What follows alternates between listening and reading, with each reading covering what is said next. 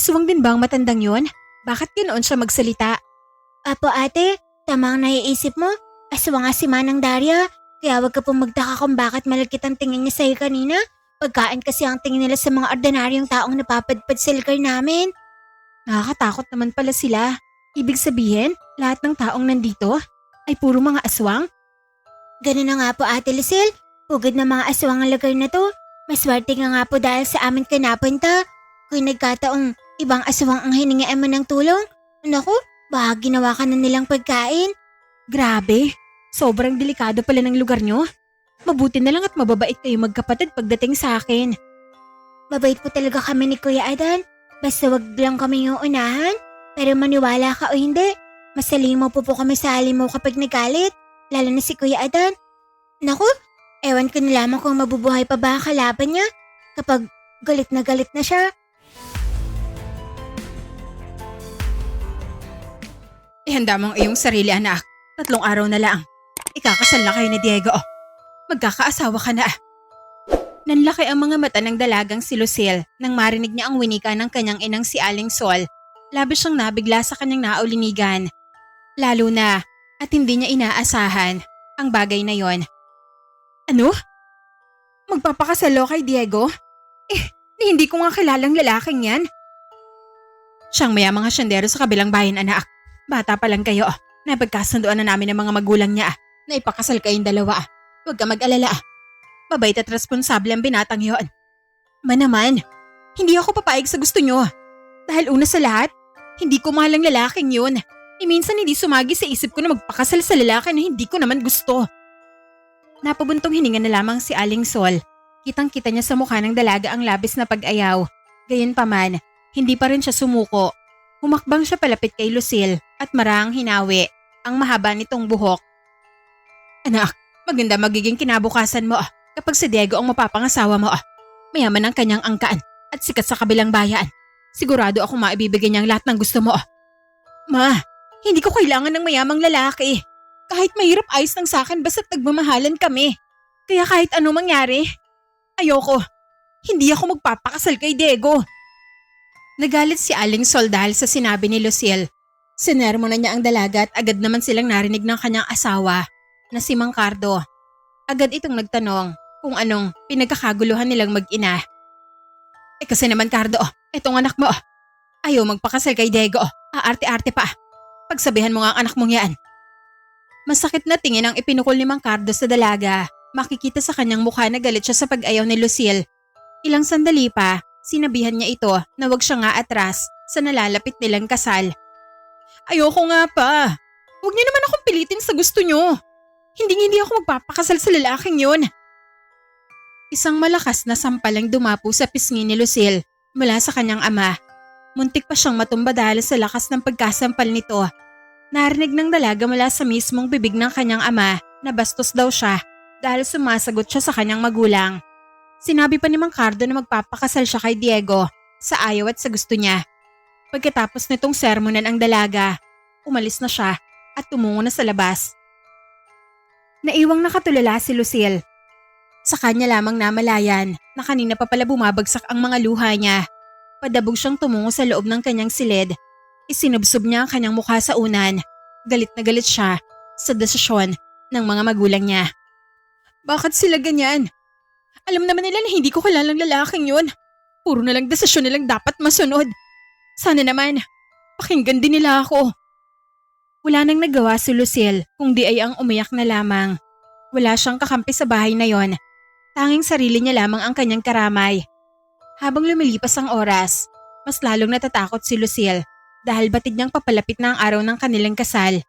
At yon, ang araw na ayaw niyang mangyari. Isang umaga, nagising si Lucille dahil sa ingay na nagmumula sa labas ng kanilang bahay. Bumangon siya at dumungaw sa bintana. Natanaw niya ang dalawang lalaking nakikipag-usap sa kanyang mga magulang. Wala silang kamalay-malay na nakasilip na pala sa kanila ang dalaga. Rinig na rinig ni Lucille ang pinag-uusapan nila at yon ay tungkol sa nalalapit nilang kasal. Wala kang dapat ipag-alala, Diego. Natutuwa si Lucille na ikaw ang mapapangasawa niya. Ang sabi niya pa nga, hindi na raw siya makapaghintay na maikasal kayong dalawa. Kumunot ang noo ni Lucille matapos niyang marinig ang sinabi ni Aling Sol. Alam niyang gumagawa lamang ito ng kwento sa harap ng pamilya ni Diego. Kitang-kita niya rin kung paano pumaskil ang malapad ng ngiti ng binata habang magkausap sila ni Aling Sol. Agad na umalis si Lucille sa bintana at bumalik sa kanyang higaan dahil baka makita pa siya ng mga ito. Sinungaling talaga si Mama. Hindi ko nga sinabi mga salitang yon. At wow ha, yun pala mukha ng Diego. Masyado na siyang matanda para sa akin. Hindi kami bagay sa isa't isa. Mukhang nakatatakot para kay Lucille ang mukha ni Diego dahil bukod sa matanda na itong tingnan, mahaba pa ang mga bigote nito at tila may tinatagong kulo sa loob. Mabigat ang kanyang loob sa lalaking yon. Hindi niya maramdaman na ligtas siya kapag ito ang mapapangasawa niya. Kailangan kong gumawa ng paraan. Hindi pwedeng matutuloy ang kasal namin. Iginugol ni Lucille ang kanyang oras sa pag-iisip ng paraan kung paano siya makakatakas. Ngunit nahihirapan siya dahil batid niyang bantay sarado siya ng kanyang mga magulang. Para siyang isang ibong nakakulong sa isang hawla. Hindi niya magawa na lumipad ng malaya. Kinabukasan, tinawag siya ni Aling Sol. Agad naman siyang lumabas sa kanyang kwarto at tumungo sa sala. Nabigla siya sa kanyang nasilayan. Anak, nakahanda ng damit mo para sa inyong kasal. Tingnan mo, ang ganda-ganda hindi ba? Walang salitang lumabas sa bibig ng dalaga. Nakatitig lamang siya sa mamahaling wedding gown. Ni katiting na saya ay wala man lang siyang naramdaman. Nung bata pa ako, akala ko sobrang matutuwa ako kapag ikakasal na ako. Pero ngayon, mas gusto ko nalang maglaho. Hindi ka ba nasiyahan sa iyong nakita na napakabongga ng isusuot mo? Bagay na bagay ito sa'yo. Mas lalong lilitaw ang ganda mo. Nako, isang araw na lang. Maisusuot mo na to. Hindi na ako makapaghintay na makita kang suot ang mamahaling damit pang kasal na yan. Kung gaano kasaya ang mukha ni Aling Sol, kabaliktaran naman ang kay Lucille. Takot at galit ang nasa loob ng puso niya. Hindi ko isusuot yan. Kumaripas ng takbo ang dalaga palabas ng kanilang bahay na siya namang ikinagulat ni Aling Sol. Naglaho ang tuwa sa kanyang mukha nang makita niya na papalayo na sa kanilang tahanan ang nag-iisa nilang anak. Cardo, si Lucille, nakatakas! Hinabol na mag-asawang Sol at Cardo ang kanilang anak. Nang mapansin ni Lucille na hinahabol siya ng mga magulang niya, mas lalo niyang binilisan ng pagtakbo. Hindi niya alintana ang masakit na sikat ng araw. Takbo lamang siya ng takbo. Hindi pwedeng maabutan nila ako. Kailangan ko makalayo. Wala siyang sinayang na oras. Inubos niya ang kanyang lakas sa pagtakbo sa takot na maabutan siya ng mga magulang niya. Sa layo ng kanyang itinakbo, hindi na niya namalayang nakarating na siya sa isang hindi pamilyar na gubat. Wala nang kabahay-bahay sa lugar na yon at hindi niya rin niya kabisado ang direksyon na kanyang tinatahak. Sa patuloy na pagtakbo ni Lucille, isang batang babae ang nakita niyang nakasakay sa kabayo. Mabilis siyang tumakbo papalapit sa kinaroroonan nito at saka sumigaw. Bata! Bata! Sandali lang! Pasakay ako!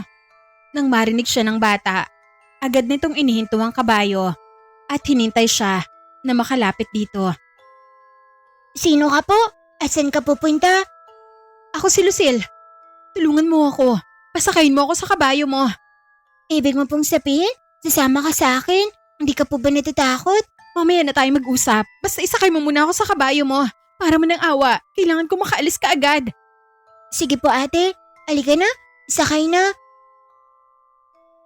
Laking pasasalamat ni Lucille sapagkat pumayag ang bata na sumakay siya sa kabayo nito.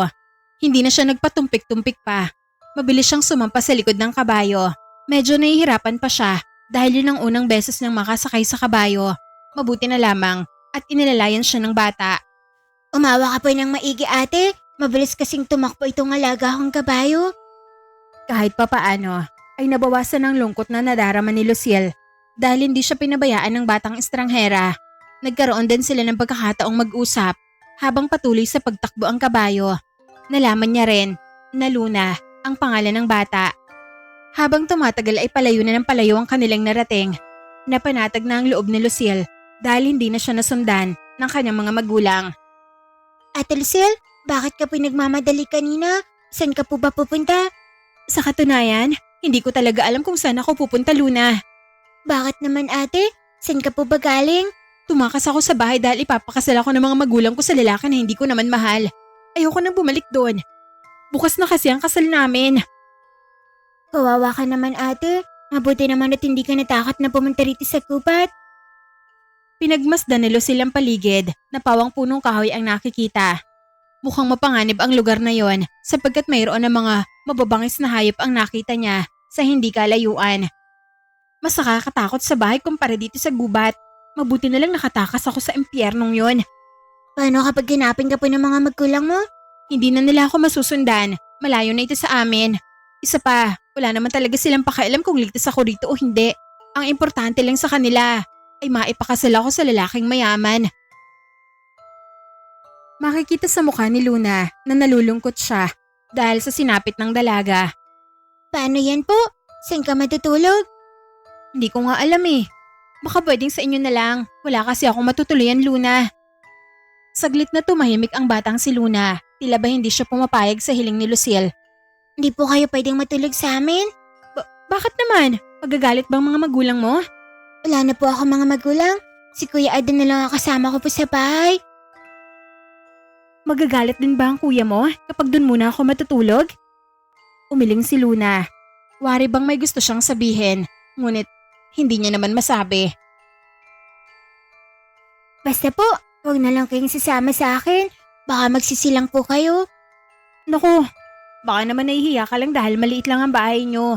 Kung yan man ang iniisip mo, aba, wala ka naman dapat na ipag-alala. Dahil ayos lang sa akin, kahit matulog tayo sa sahig. Basta may matutuluyan lang ako.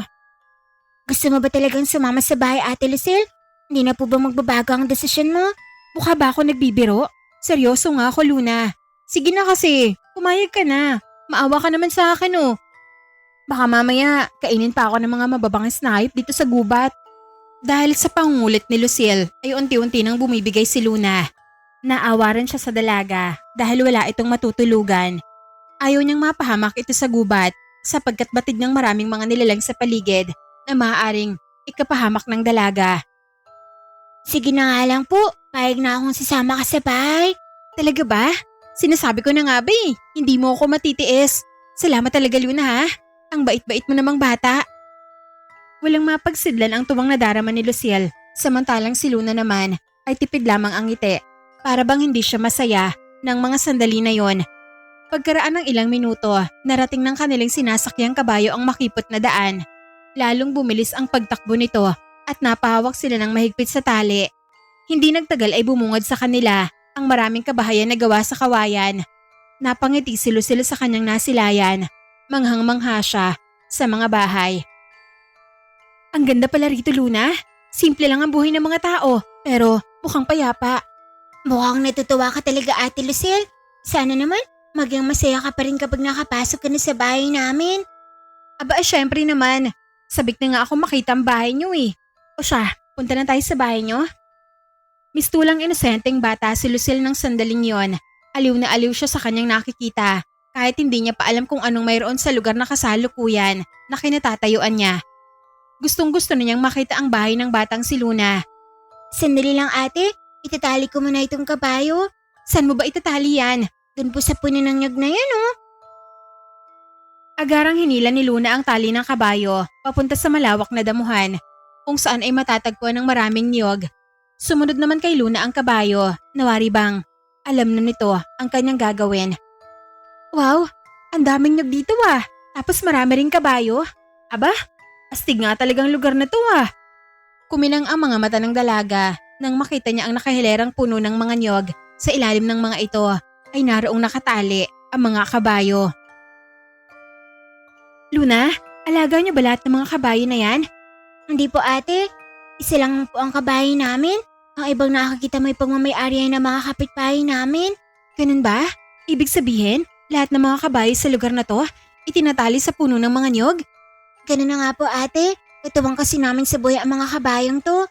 Wow, ang sisipag pala ng mga kabayo nyo. Dabos ko ng itali ang kabayo, ate. Halika na sa bahay. Agad na sumunod si Lucille sa bata. Lakad lamang sila ng lakad. Hanggang sa nakarating sila sa tapat ng isang bahay na likha din sa kawayan. Dito na po ang bahay namin, ate. Pasok ka po. Kahit nasa tapat pa lamang sila ng pinto, amoy na ni Lucille ang malangsang amoy na hindi niya alam kung saan ba nanggagaling. Napatakip na lamang siya sa kanyang ilong at napansin naman ito ng batang si Luna. Mabaho po ba, ate? Hindi. Parang kumakati lang ang ilong ko. Nagkunwari na lamang siya sa bata upang hindi ito mahiya sa kanya. Ayaw niya kasing isipin ito na nandidiri siya. Hindi nagtagal ay pumasok na rin sila sa loob ng bahay. Buong akala ni Lucille ay matatakasan na niya ang masangsang na amoy, ngunit mas lalo lamang siyang nandiri nang makapasok na sila sa loob. Halos hindi na kinakaya ng kanyang sikmura ang mabahong amoy na para bang nagmula sa bulok na karne. Mas lalo siyang napatakip ng kanyang ilong gamit ang sariling mga kamay. May kalakihan ang bahay na yon at hindi niya akalain na ganoon pala kabaho sa loob nito. Iginala niya ang kanyang tingin. Agaw pansin kay Lucille ang mga dugo na puminta sa mesa, pati na rin sa upuan. Wala siyang ideya kung anong klase ba na dugo yun. Sa kabilang banda, nakatingin naman sa kanya si Luna. Kanina pa napapansin ng bata na mukhang hindi na talaga matiis ng dalaga ang hindi kaaya-ayang amoy na bumabalot sa loob ng bahay. Ate Lucille, pasensya ka na sa bahay namin. Alam kong nababahuan ka po. Ayos lang Luna, hindi lang ako sanay sa ganitong klaseng amoy. Pero huwag ka mag-alala, wala itong problema sa akin. Oo nga mukhang hindi ka talaga sanay ate. Ganito kasi talaga ang bahay namin. Napansin ni Lucille na parang hindi malang tumalab kay Luna ang mabahong amoy.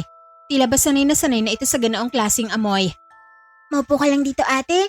Maglilinis lang ako saglit para hindi na po masyadong mabaho. Nakakaya po kasi sa'yo. Ang mabuti pa, tutulungan na lang kita Luna. Wag na po ate, kaya ko na po ito. Maupo ka na lang po para makapagpahinga ka rin. Nag-aalinlangan pang umupo si Luna dahil nakita niyang may bahid ng dugo ang upuan na gawa sa kahoy. Maarte siya pagdating sa ganoong mga bagay. Ngunit wala naman siyang magagawa sapagkat batid niya na wala siya sa pamamahay niya. Ayaw niya rin na isipin ni Luna na masyado naman siyang maarte. Bakit kaya ganito kabaho ang bahay na to? Siguro hindi sila naglilinis araw-araw. Muli niyang iginala sa paligid ang kanyang mga mata. Pasimple niyang sinusulyapan ang mga gamit sa loob ng bahay. Mukhang organisado naman ang pagkakaayos sa mga gamit nila. Pero hindi ko alam kung bakit malangsa talaga ang amoy.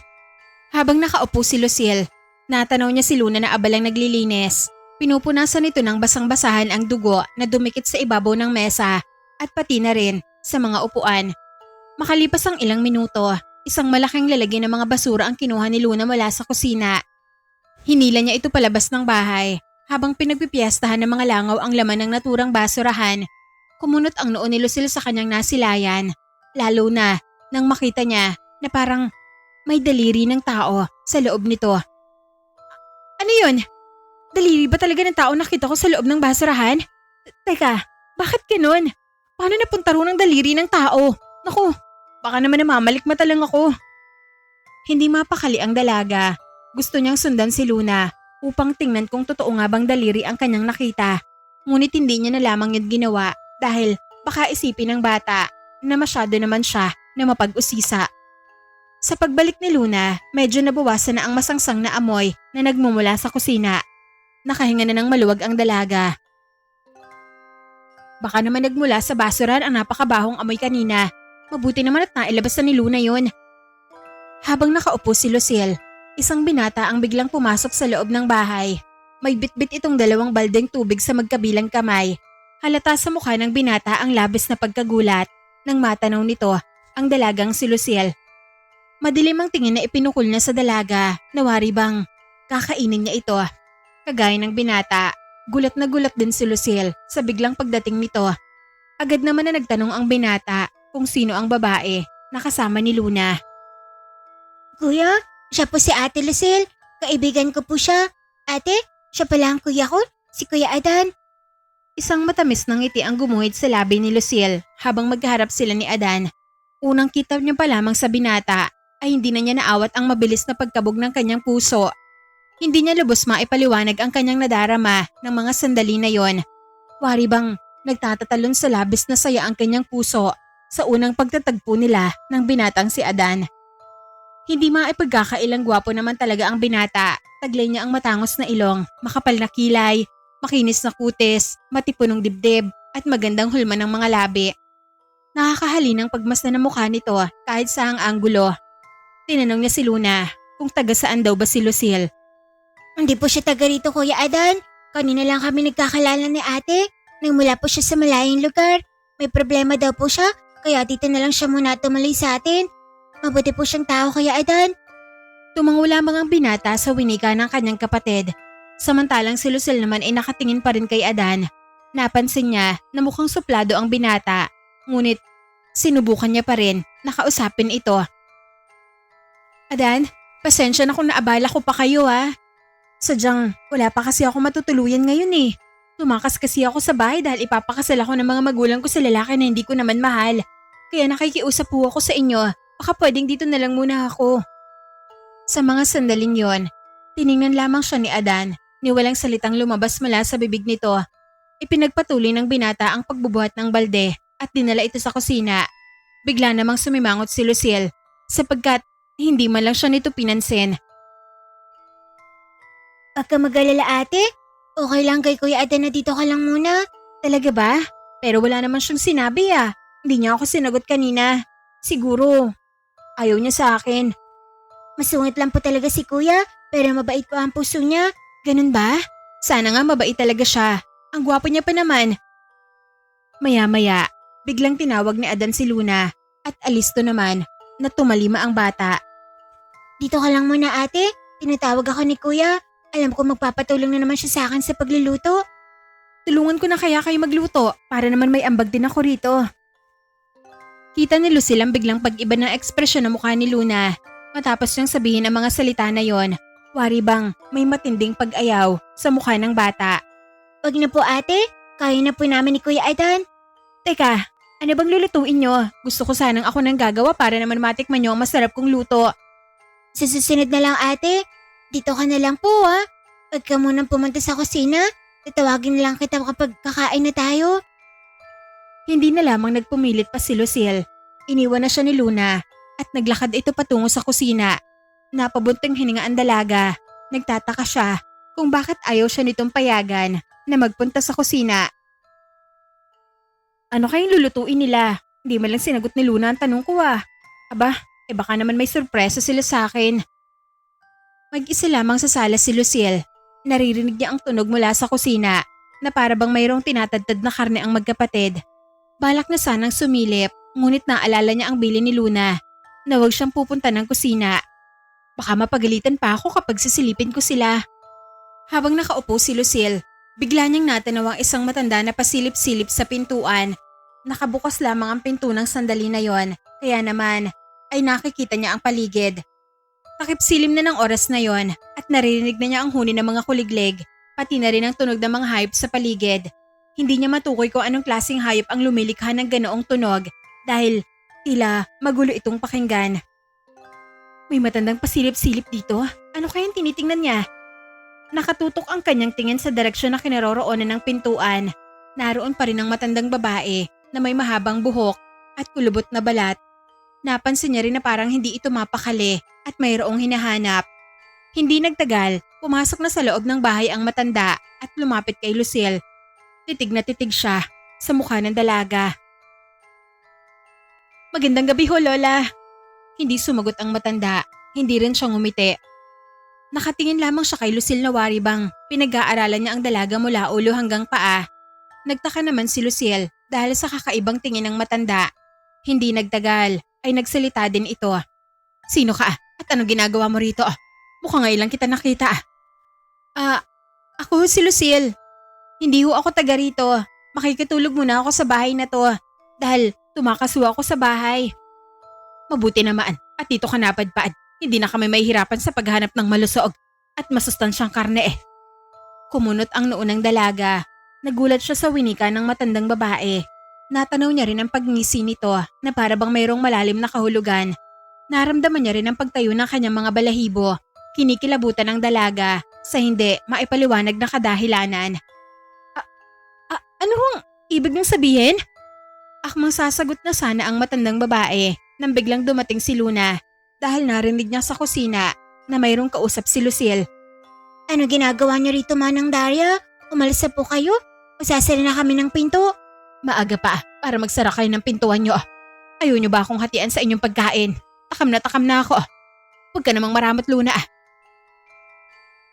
Pasulyap-sulyap ang matanda kay Lucille habang magkausap sila ni Luna. Nakikinig lamang sa kanila ang dalaga. Naguguluhan at nagtataka. Maya-maya, hinila ni Luna si Aling Daria palabas ng pinto at palihim na kinausap. Hindi siya pagkain manang Daria. Kaibigan ko siya. Huwag na huwag mo siyang gagalawin. Nagugutom na ako, Luna. Baka pwedeng patikim naman ang kaibigan mo. Mukhang siya ang solusyon sa gutom na nararamdaman ko.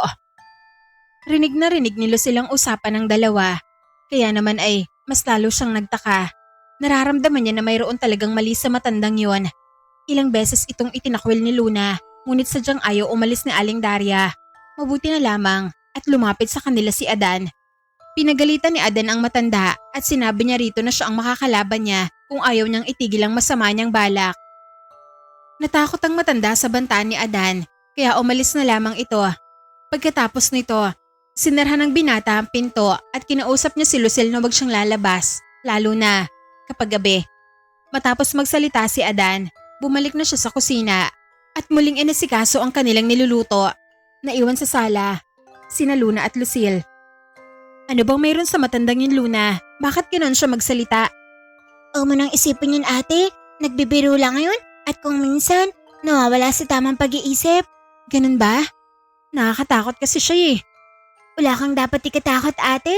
Nandito kami ni Kuya. Siya nga pala, huwag mong kalimutan ang bilin ni Kuya Adan na huwag kang lalabas ng bahay.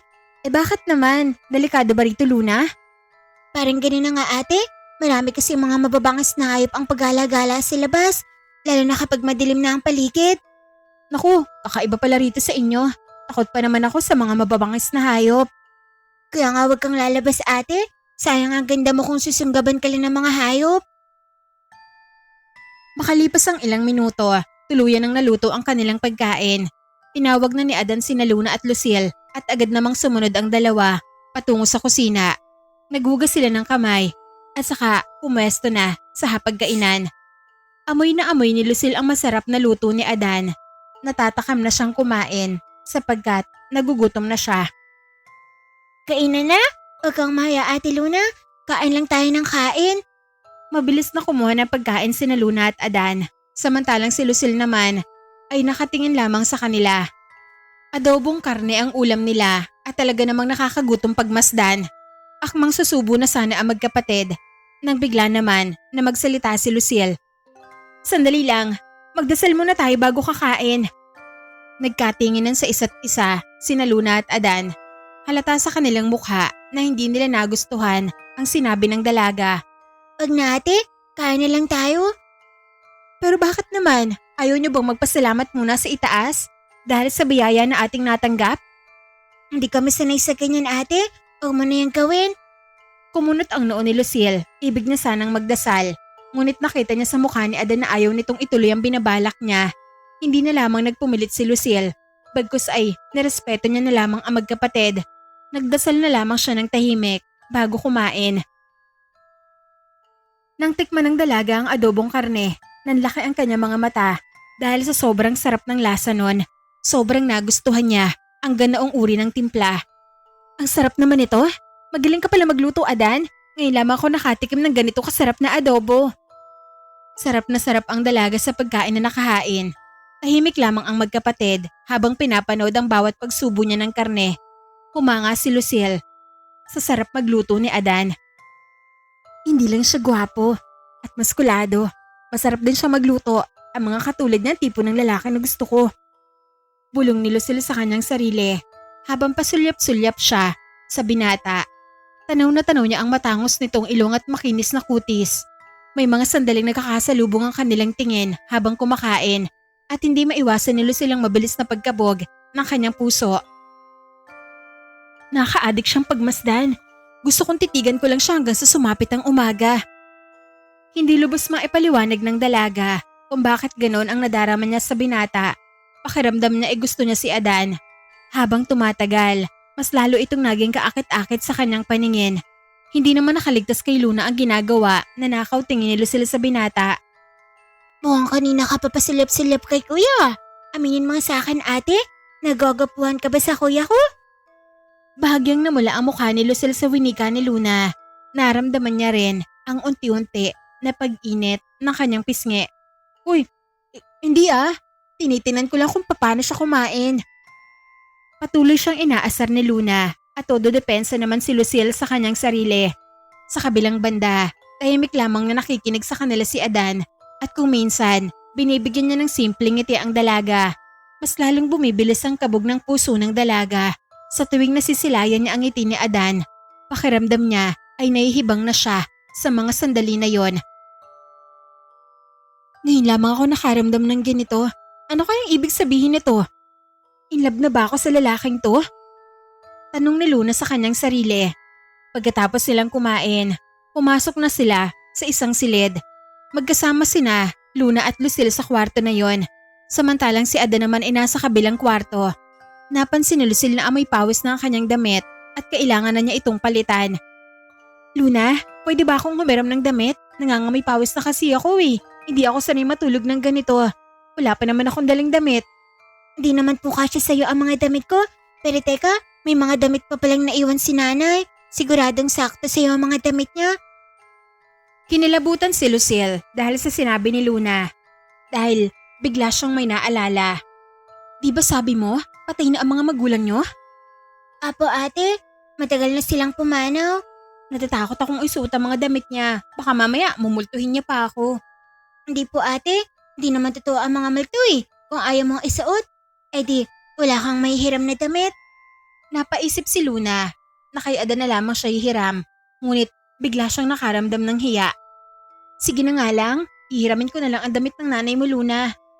Ayan, papayag ka rin naman pala. Huwag kang matakot sa patay ate Lucille. Matakot ka sa buhay. Sandali lang ha, maghahanap muna ako ng damit na inay na babagay sa'yo. Tulungan na kita para naman makapili ako.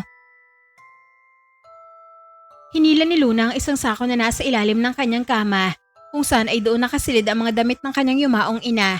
Pinamamahayan na ng alikabok ang sako na yon dahil matagal nang hindi nabubuksan. Hinalungkat nila ang loob ng sako upang maghanap ng damit. Agaw pansin sa kanila ang puting bestida na pwedeng gawing pantulog. Bagay na bagay sa'yo ang bestidang ito ate. Kinuha ni Lucille ang puting bestida at sinuri ito kung kakasya ba sa kanya. Napansin niya ang mantsa na kulay pula sa ibabang bahagi ng damit. Sa tingin niya ay parang dugo ang mantsa na yon. Ano to, Luna? Dugo ba to? Apo ate, mantsa yun ang dugo ng hayop. Mahilig kasing mga sisiinay nung nabubuhay pa siya, kaya may mga dugo ng hayop na napupunta sa taping niya. Ganun ba? Sige, pwede na to. Mukhang kasya naman sa akin eh. Isuot mo na ate? Hindi na nagdalawang isip pa si Lucille, agad niyang isinuot ang bestida. Ngunit halos mapangiwi siya nang maamoy niya na tila malangsa ang damit na yon.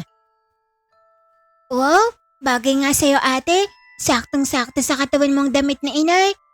Tuwang-tuwa si Luna habang nakatingin kay Lucille. Hindi niya alam na may kakaiba na palang naaamoy ang dalaga. Bakit ka tumahimik ate? Hindi mo ba nagustuhan ng damit ni nanay? Gusto ko, Luna. Gustong gusto ko nga eh. Pagkukunwari ni Lucille, kahit ang totoo ay dering-deri na siya. Ayaw niya lang sabihin kay Luna ang totoo dahil baka madismaya ang bata. Sabi ko na nga ba, magugustuhan mo talaga ang damit ni nanay. Ngumiti na lamang ang dalaga upang ipakita kay Luna na nasisiyahan siya sa damit na kanyang suot. Hindi nagtagal ay napagpasyanan nilang matulog. Magkatabi sina Luna at Lucille sa kama. Samantalang, nasa kabilang silid naman si Adan. Mabilis na nakatulog ang bata habang si Lucille naman ay gising na gising pa. Hindi siya makatulog sapagkat hindi siya komportable sa damit na kanyang suot. Nandidiri siya sa amoy ng dugo. Sa tingin niya ay hindi nalaban ng damit na yon at hinayaan lamang na matuyo ang dugo. Dugo ba talaga ito ng hayop? Bakit sobrang langsa? Mukhang matagal nang natuyot ang dugo pero nandito pa rin ang masangsang na amoy. Ang sagwa talaga sa pakiramdam. Napagpasyahan niyang hubarin na lamang ang suot na damit upang kahit papaano ay maging komportable siya. Muli niyang isinuot ang kanyang orihinal na damit at ibinalik sa ilalim ng kama ang bestida. Mas mabuti pang magtiis sa damit kong amoy pawis kaysa naman sa malangsang bestida. Sinubukan ni Lucille na matulog, subalit nakarinig siya ng mga kaluskos mula sa labas ng bahay. Para bang hindi normal ang mga tunog na nararamdaman niya. Nakarinig din siya ng boses ng isang batang babae na nagsusumigaw mula sa kanilang kapitbahay. Ano nangyayari? Bakit may umiiyak? May bata ba sa labas?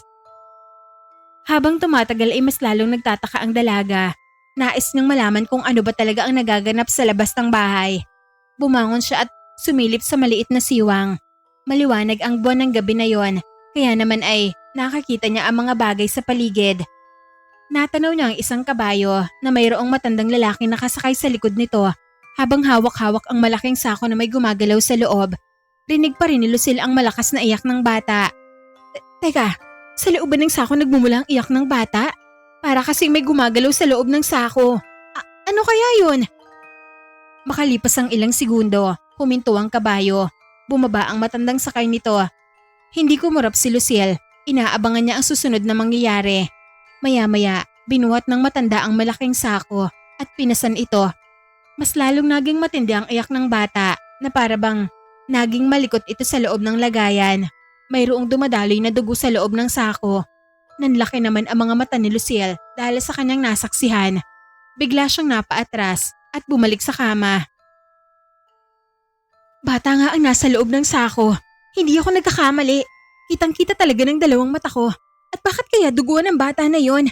Anong ginawa sa kanya ng matanda? Takot na takot siya ng mga sandali na yon. Ramdam niya ang pangangatog ng kanyang tuhod, pati na rin ang pagtatayuan ng kanyang mga balahibo. Ngayon lamang ako nakasaksi ng ganitong pangyayari. Normal lang ba yun sa ganitong lugar? Mas lalong hindi na nakatulog si Lucille. Sariwa pa sa kanyang isip ang tagpong nasaksihan niya. Hindi nagtagal, tumigil na rin sa pag-iyak ang bata. Ngunit hindi na niya alam kung ano na ang nangyayari sa bata na yon. Kaano-ano kaya siya ng matanda? Magkakilala ba sila? Pero bakit nasa loob ng sako ang bata? Maraming tanong sa kanyang isip na hindi niya alam ang sagot. Maya-maya, isa na namang tunog ang kanyang naulinigan mula sa kusina, nalikha ng isang pusa. Ngunit parang hindi pangkaraniwan ang boses nito, masyadong malagong at masakit pakinggan. Napakamot na lamang ng ulo si Lucille. Ano ba naman yan? Pagkatapos ng bata, pusa naman na nag-iingay. Ang gulo naman dito. Habang tumatagal, palakas ng palakas ang nililikhang ingay ng pusa. Hindi na ito kaaya-ayang pakinggan. Nairita si Lucille sa paulit-ulit na sigaw nito. Hindi na siya nakatiis pa. Tumayo siya at dahan-dahan na tumungo sa kusina kung saan doon nagmumula ang iyak ng pusa. Sa kanyang paglalakad, bumungad sa kanya ang malaking pusa na kulay itim at may mga matang nagbabaga. Kinilabutan siya sa kanyang nasaksihan. Hindi niya akalain na yun ang mararatnan niya. Titig na titig sa kanya ang pusa, ngunit hindi ito gumagalaw sa kinatatayuan nito. Sa halip na palayasin ito, napaatras na lamang si Lucille. Mabigat ang kanyang pakiramdam sa pusa na kanyang kaharap. Hindi siya pangkaraniwan, kakaiba ang pusang to. Naisipan niyang bumalik na lamang sa loob ng silid. Bago siya makabalik sa kwarto ni Luna, kailangan niya munang dumaan sa silid ni Adan. Napansin niyang bukas ang pinto. Halos makita na ang buong kwarto dahil sa malaking pagkakabukas ng pinto. Hindi niya naiwasang mapasilip sa loob. Kumunot ang kanyang noo nang makita niya na walang tao sa loob ng kwarto. Bakit kaya wala rito si Adan? Saan naman kaya siya nagpunta? Hating gabi na. Imposible naman yatang lumabas pa siya ng ganitong oras. Iginala niya ang kanyang mga mata upang pasimpleng hanapin ang binata. Ngunit ni anino ni Adan ay wala siyang natagpuan. Aba, saan na naman bang butas pumuntang lalaking yun? Sa bagay hindi ko naman pala siya kasintahan at mas lalong hindi ko rin siya asawa. Wala akong karapatang bantayan ng kilos niya. Baka mamaya isipin pa niya na masyado naman akong pakailamera. Umalis na si Lucille sa tapat ng silid ng binata. Muli siyang naglakad pabalik sa pinanggagalingan niyang silid. Tahimik na ang pusa ng sandali na yon. Medyo nakahinga na rin siya ng maayos dahil wala na nag-iingay sa kusina. Bumalik siya sa pagkakahiga habang daladala niya sa sulok ng kanyang isip ang maraming tanong. Hindi niya rin maiwasan na mag-alala kay Adan. Naku, baka lumabas siya at napahamak na. Wag naman sana. Ang gwapo niya pa naman. Hindi na maalis sa isip ni Lucille ang magandang figura ng binata. Pakiramdam niya ay nahuhulog na siya kay Adan kahit hindi niya pa ito lubusang kilala. Hindi ko maintindihan kung bakit ganito ang nararamdaman ng puso ko. Basta, gusto ko talaga si Adan. Tawagin naman akong hibang. Gusto ko talaga siya eh. Kahit kahapon lang kami nagkakilala. Panaiisip niya sa binata hanggang sa hindi niya namalayang nakatulog na pala siya. Nagising na lamang siya dahil sa masakit na sikat ng araw na pumapasok sa bintana Umaga na pala. Masyado nang masakit sa balat ang sinag ng araw. Hindi ko na malayang napasarap pala ang tulog ko. Niligpit niya ang higaan at marahang nag-unat-unat ng kamay. Nanunuot sa kanyang ilong ang mabangong amoy na nagmumula sa kusina. Napangiti siya, mukhang may ideya na siya kung anong klase na luto yon. Sa palagay ko, adobong karne na naman ang niluluto na magkapatid. Ang sarap namang mamuhay rito. Yung tipong umaga pa lang pero may karne na kaagad. Abay, araw-araw ba na may ihaw na baboy sa lugar na to? Pagkaraan ng ilang segundo, nakarinig siya ng yapak, palapit sa loob ng silid. Gising ka na pala, Ate Lucille? Kakagising ko lang, Luna. Pasensya na ha. Mahimbing kasi ang tulog ko eh. Ayos lang yun, ate. Alam ko namang napagod ka talaga kahapon. Siya nga pala, pumunta ka na sa kusina. Nakahanda na ang pagkain. Napangiti si Lucille. Tama ang kanyang naisip. Nagluluto nga kanina sa kusina ang magkapatid. Mukhang masarap na naman ang ulam natin ah. Tama ka, ate. Isa na namang masarap na putahe ang niluto ni Kuya Adan. Tamang-tama. Nagugutom na talaga ako. Ba, parami na naman ang kain ko na to. Hindi nagtagal ay sumunod na si Lucille kay Luna. Sa kanilang pagdulog sa kusina, mas lalong nanuot sa ilong ng dalaga ang mabangong amoy ng ulam. Tumamba din sa kanya ang gwapong mukha ni Adan. Hindi niya maiwasan na kiligin sa pagtatagpo ng kanilang mga tingin. Ang gwapo niya talaga. Hindi siya nakakasawang tingnan.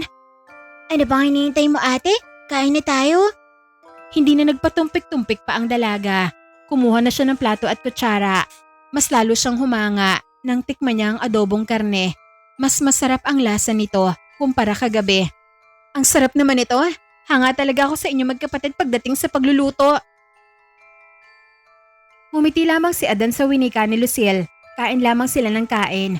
Hanggang sa napansin ni Luna ang isang sako na may bahid ng dugo at dinadapuan ng mga langaw. Hindi niya naiwasang magtanong, dala ng kuryosidad. Anong meron sa sakong yan? Bakit pinagpipiyastahan ng mga langaw? Mukhang may bahid pa ng dugo ah. Diring-diri si Lucille sa kanyang nakikita. Ngunit baliwala lamang kina Luna at Adan ang bagay na yon. Huwag mo nang pansinin yan, ate. Mga basura lang yan. Sigurado ka ba, Luna? Mukhang may dugo eh. Normal lang po yan, ate. Huwag mo nang isipin ang nasa loob ng sako. Kumain ka na lang po ng marami. Ayaw pa rin magpaawat ni Lucille. Patuloy niyang inuusisa si Luna kung ano nga ba talaga ang nasa loob ng sakong yon. Hindi nagtagal ay biglang nagsalita si Adan. Ipiniliwanag niya sa dalaga na doon niya tinapon ang dugo ng karne ng baboy, dahilan kung bakit may mga dugo sa palibot ng sako. Ah, ganun ba? Naku, akala ko kung ano na, dugo lang naman pala ng baboy. Unti-unting naging panatag ang pakaramdam ng dalaga. Dinamihan niya ang kanyang kain hanggang sa tuluyan siyang nabusog. Maya-maya, nakarinig sila ng malakas na atungal ng aso sa labas ng bahay. Alistong napatingin si Luna sa kinaroroon ng pinto at bumungad sa kanya ang grupo ng mga armadong lalaki. Nanlaki ang kanyang mga mata sa natagpuan niya. Mukhang si Diego to ah. Tama, siya nga. Paano kaya sila nakarating dito? Hindi magkamayaw sa kaba ang dalaga. Takot na takot siya nang makita niya si Diego. Batid niya siya ang hinahanap ng mga kasamahan nito. Nang makita siya ni Diego, agad itong pumasok sa loob ng bahay at hinila si Lucille. Ano ba? Bitiwan mo nga ako. Nasasaktan ako. Nagpupumiglas ang dalaga sa mahigpit na pagkakahawak ni Diego. Pinipilit siya nitong sumama sa kanila upang ipagpatuloy ang kanilang kasal. Ayokong magpakasal sa'yo. Hindi mo ba naintindihan, Diego? Isang malakas na sampalang dumapo sa pisngi ng dalaga. Napasigaw siya dahil sa tindi ng tama sa kanyang kaliwang pisngi. Binunot pa ni Diego ang baril at itinutok yun sa dalaga.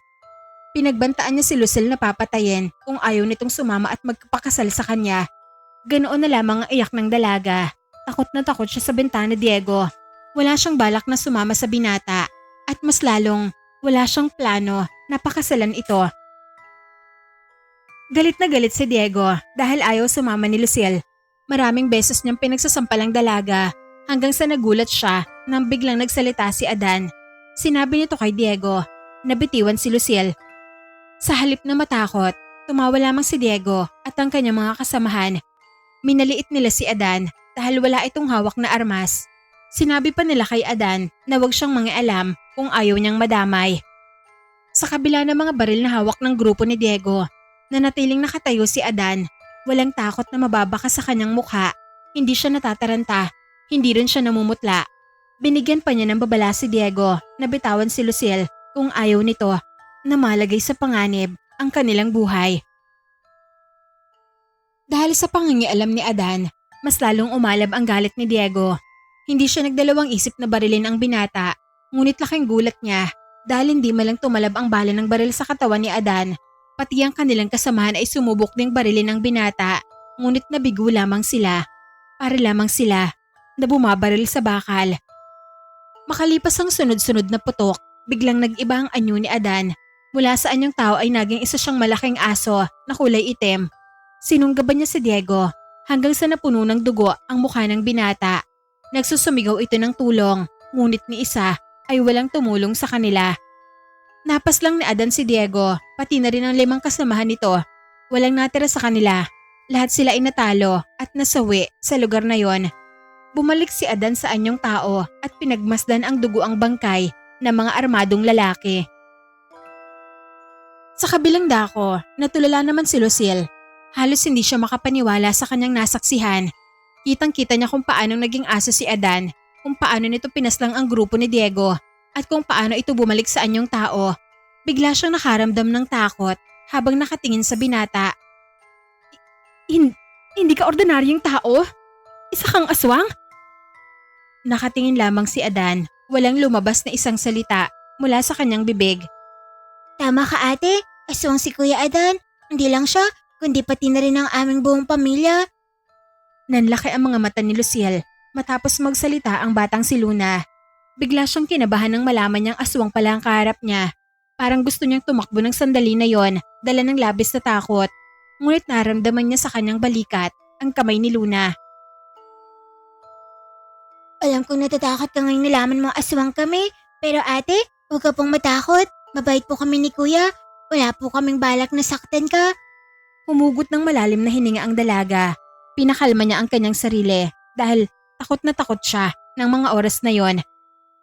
Kung gayong aswang nga kayo, ibig sabihin, karne ng taong kinakain nyo? Tama ka po ate, karne nga ng taong kinakain namin magkapatid. Nasanay kasi kami sa ganyang uri ng pagkain dahil bata pa lang kami. Sinanay na kami ng aming mga magulang na kumain ng karne ng tao, lalo na't konti na lang ang mga hype sa gubat. Nandiri si Lucille sa kanyang nalaman. Nanariwa sa kanyang alaala ang mga sandali na sarap siya sa adobong karne na niluto ng magkapatid. Iyak, Kadiri! Karne pala ng mga taong pinakain niya sa akin.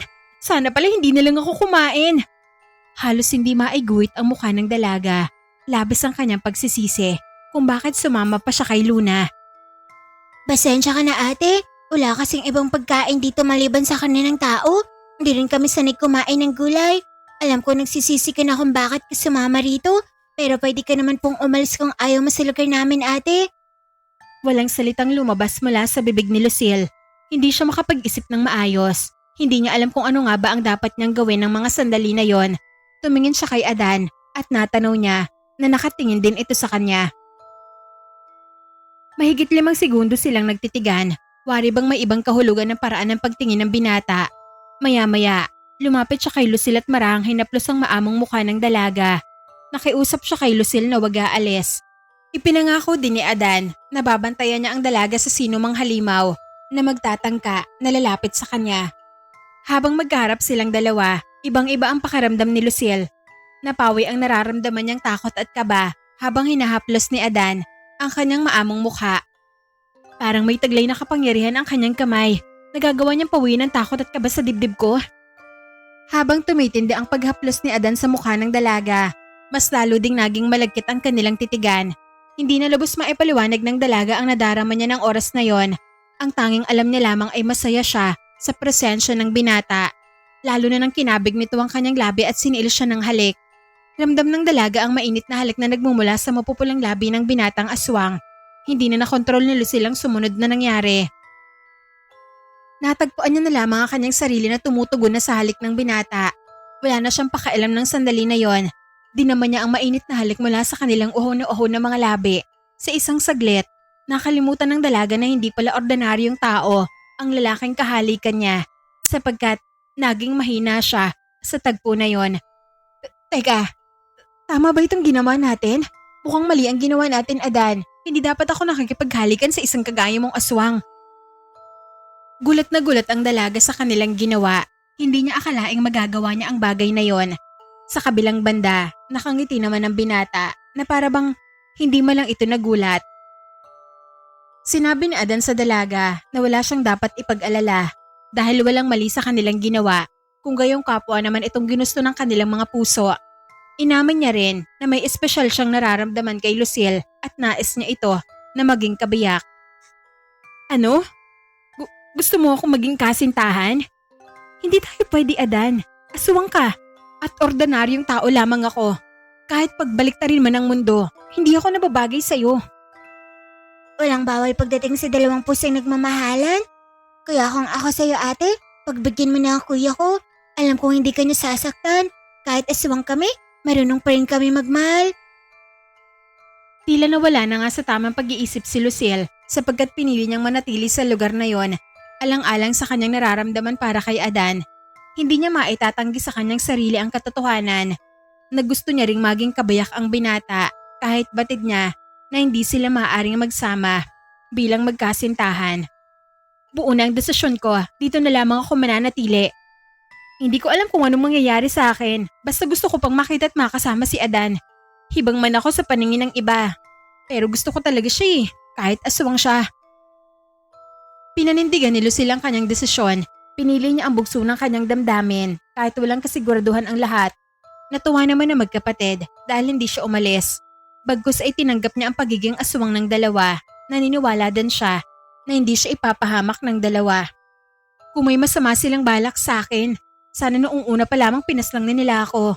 Pero hindi heto pa rin ako, buhay na buhay. Siguro nga, sadyang mababait lang talaga magkapatid na to.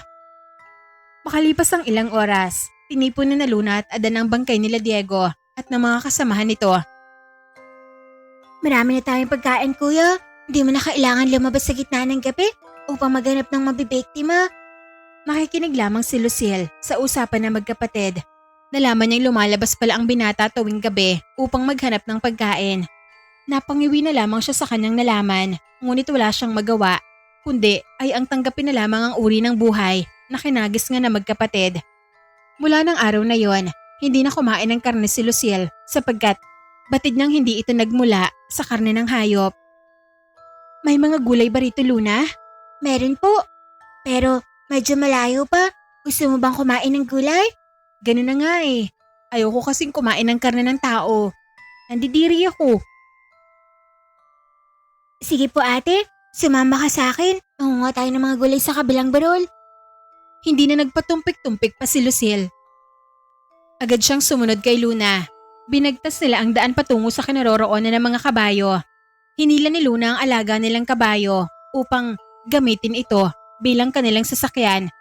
Alika na ate, sumampa ka na sa likod ng kabayo. Ang astig din ng buhay niyo dito sa bukid, no? Kabayo ang ginagawa niyang sasakyan. Nga ate Lucille, sadyang ganito talaga ang buhay namin dito. Asya, alika na, sakay ka na po. Medyo nahirapan pa si Lucille sa pagsakay sa likod ng kabayo. Kaya naman ay tinulungan siya ni Luna. Hindi nagtagal ay pareho na rin sila nakasakay sa kabayo. Mga alis na sana sila nang biglang lumapit sa kanilang isang matandang babaeng si Daria. Agad na namukhaan ni Lucille ang matanda na yon. Mukhang siya yung matandang kumausap sa akin noong nakaraang gabi Tama, siya nga. Wala pa rin siyang pinagbago. Malagkit pa rin siya kung tumingin sa akin. Kulang na lang. Lamunin niya ako Sobrang lagkit ng tingin ni Daria sa dalaga. Tila ba sabik na sabik siya na tikman ito. Bakit na parito kay Manang Daria? Mukhang ang lagkit na naman ang tingin mo Natatakam na kasi ako sa kasama mo, Luna. Hindi niyo pala yan nakain. Siguro naman, hinihintay niyong saluhan ko kayo sa masarap na pagkain niyo. Hindi na nagustuhan ng batang si Luna ang winika ng matanda. Naku! Ilang beses ko bang sasabihin sa inyo na hindi nga siya pagkain? Bahagi na siya ng aming pamilya, kaya wag kayo magtatangkang galawin siya dahil lagot kayo kay Kuya Adan. Aba, may magagawa pa ba ang kuya mo kapag inunahan ko na siya Mukhang malinamnam pa naman ang karne ng babaeng yan.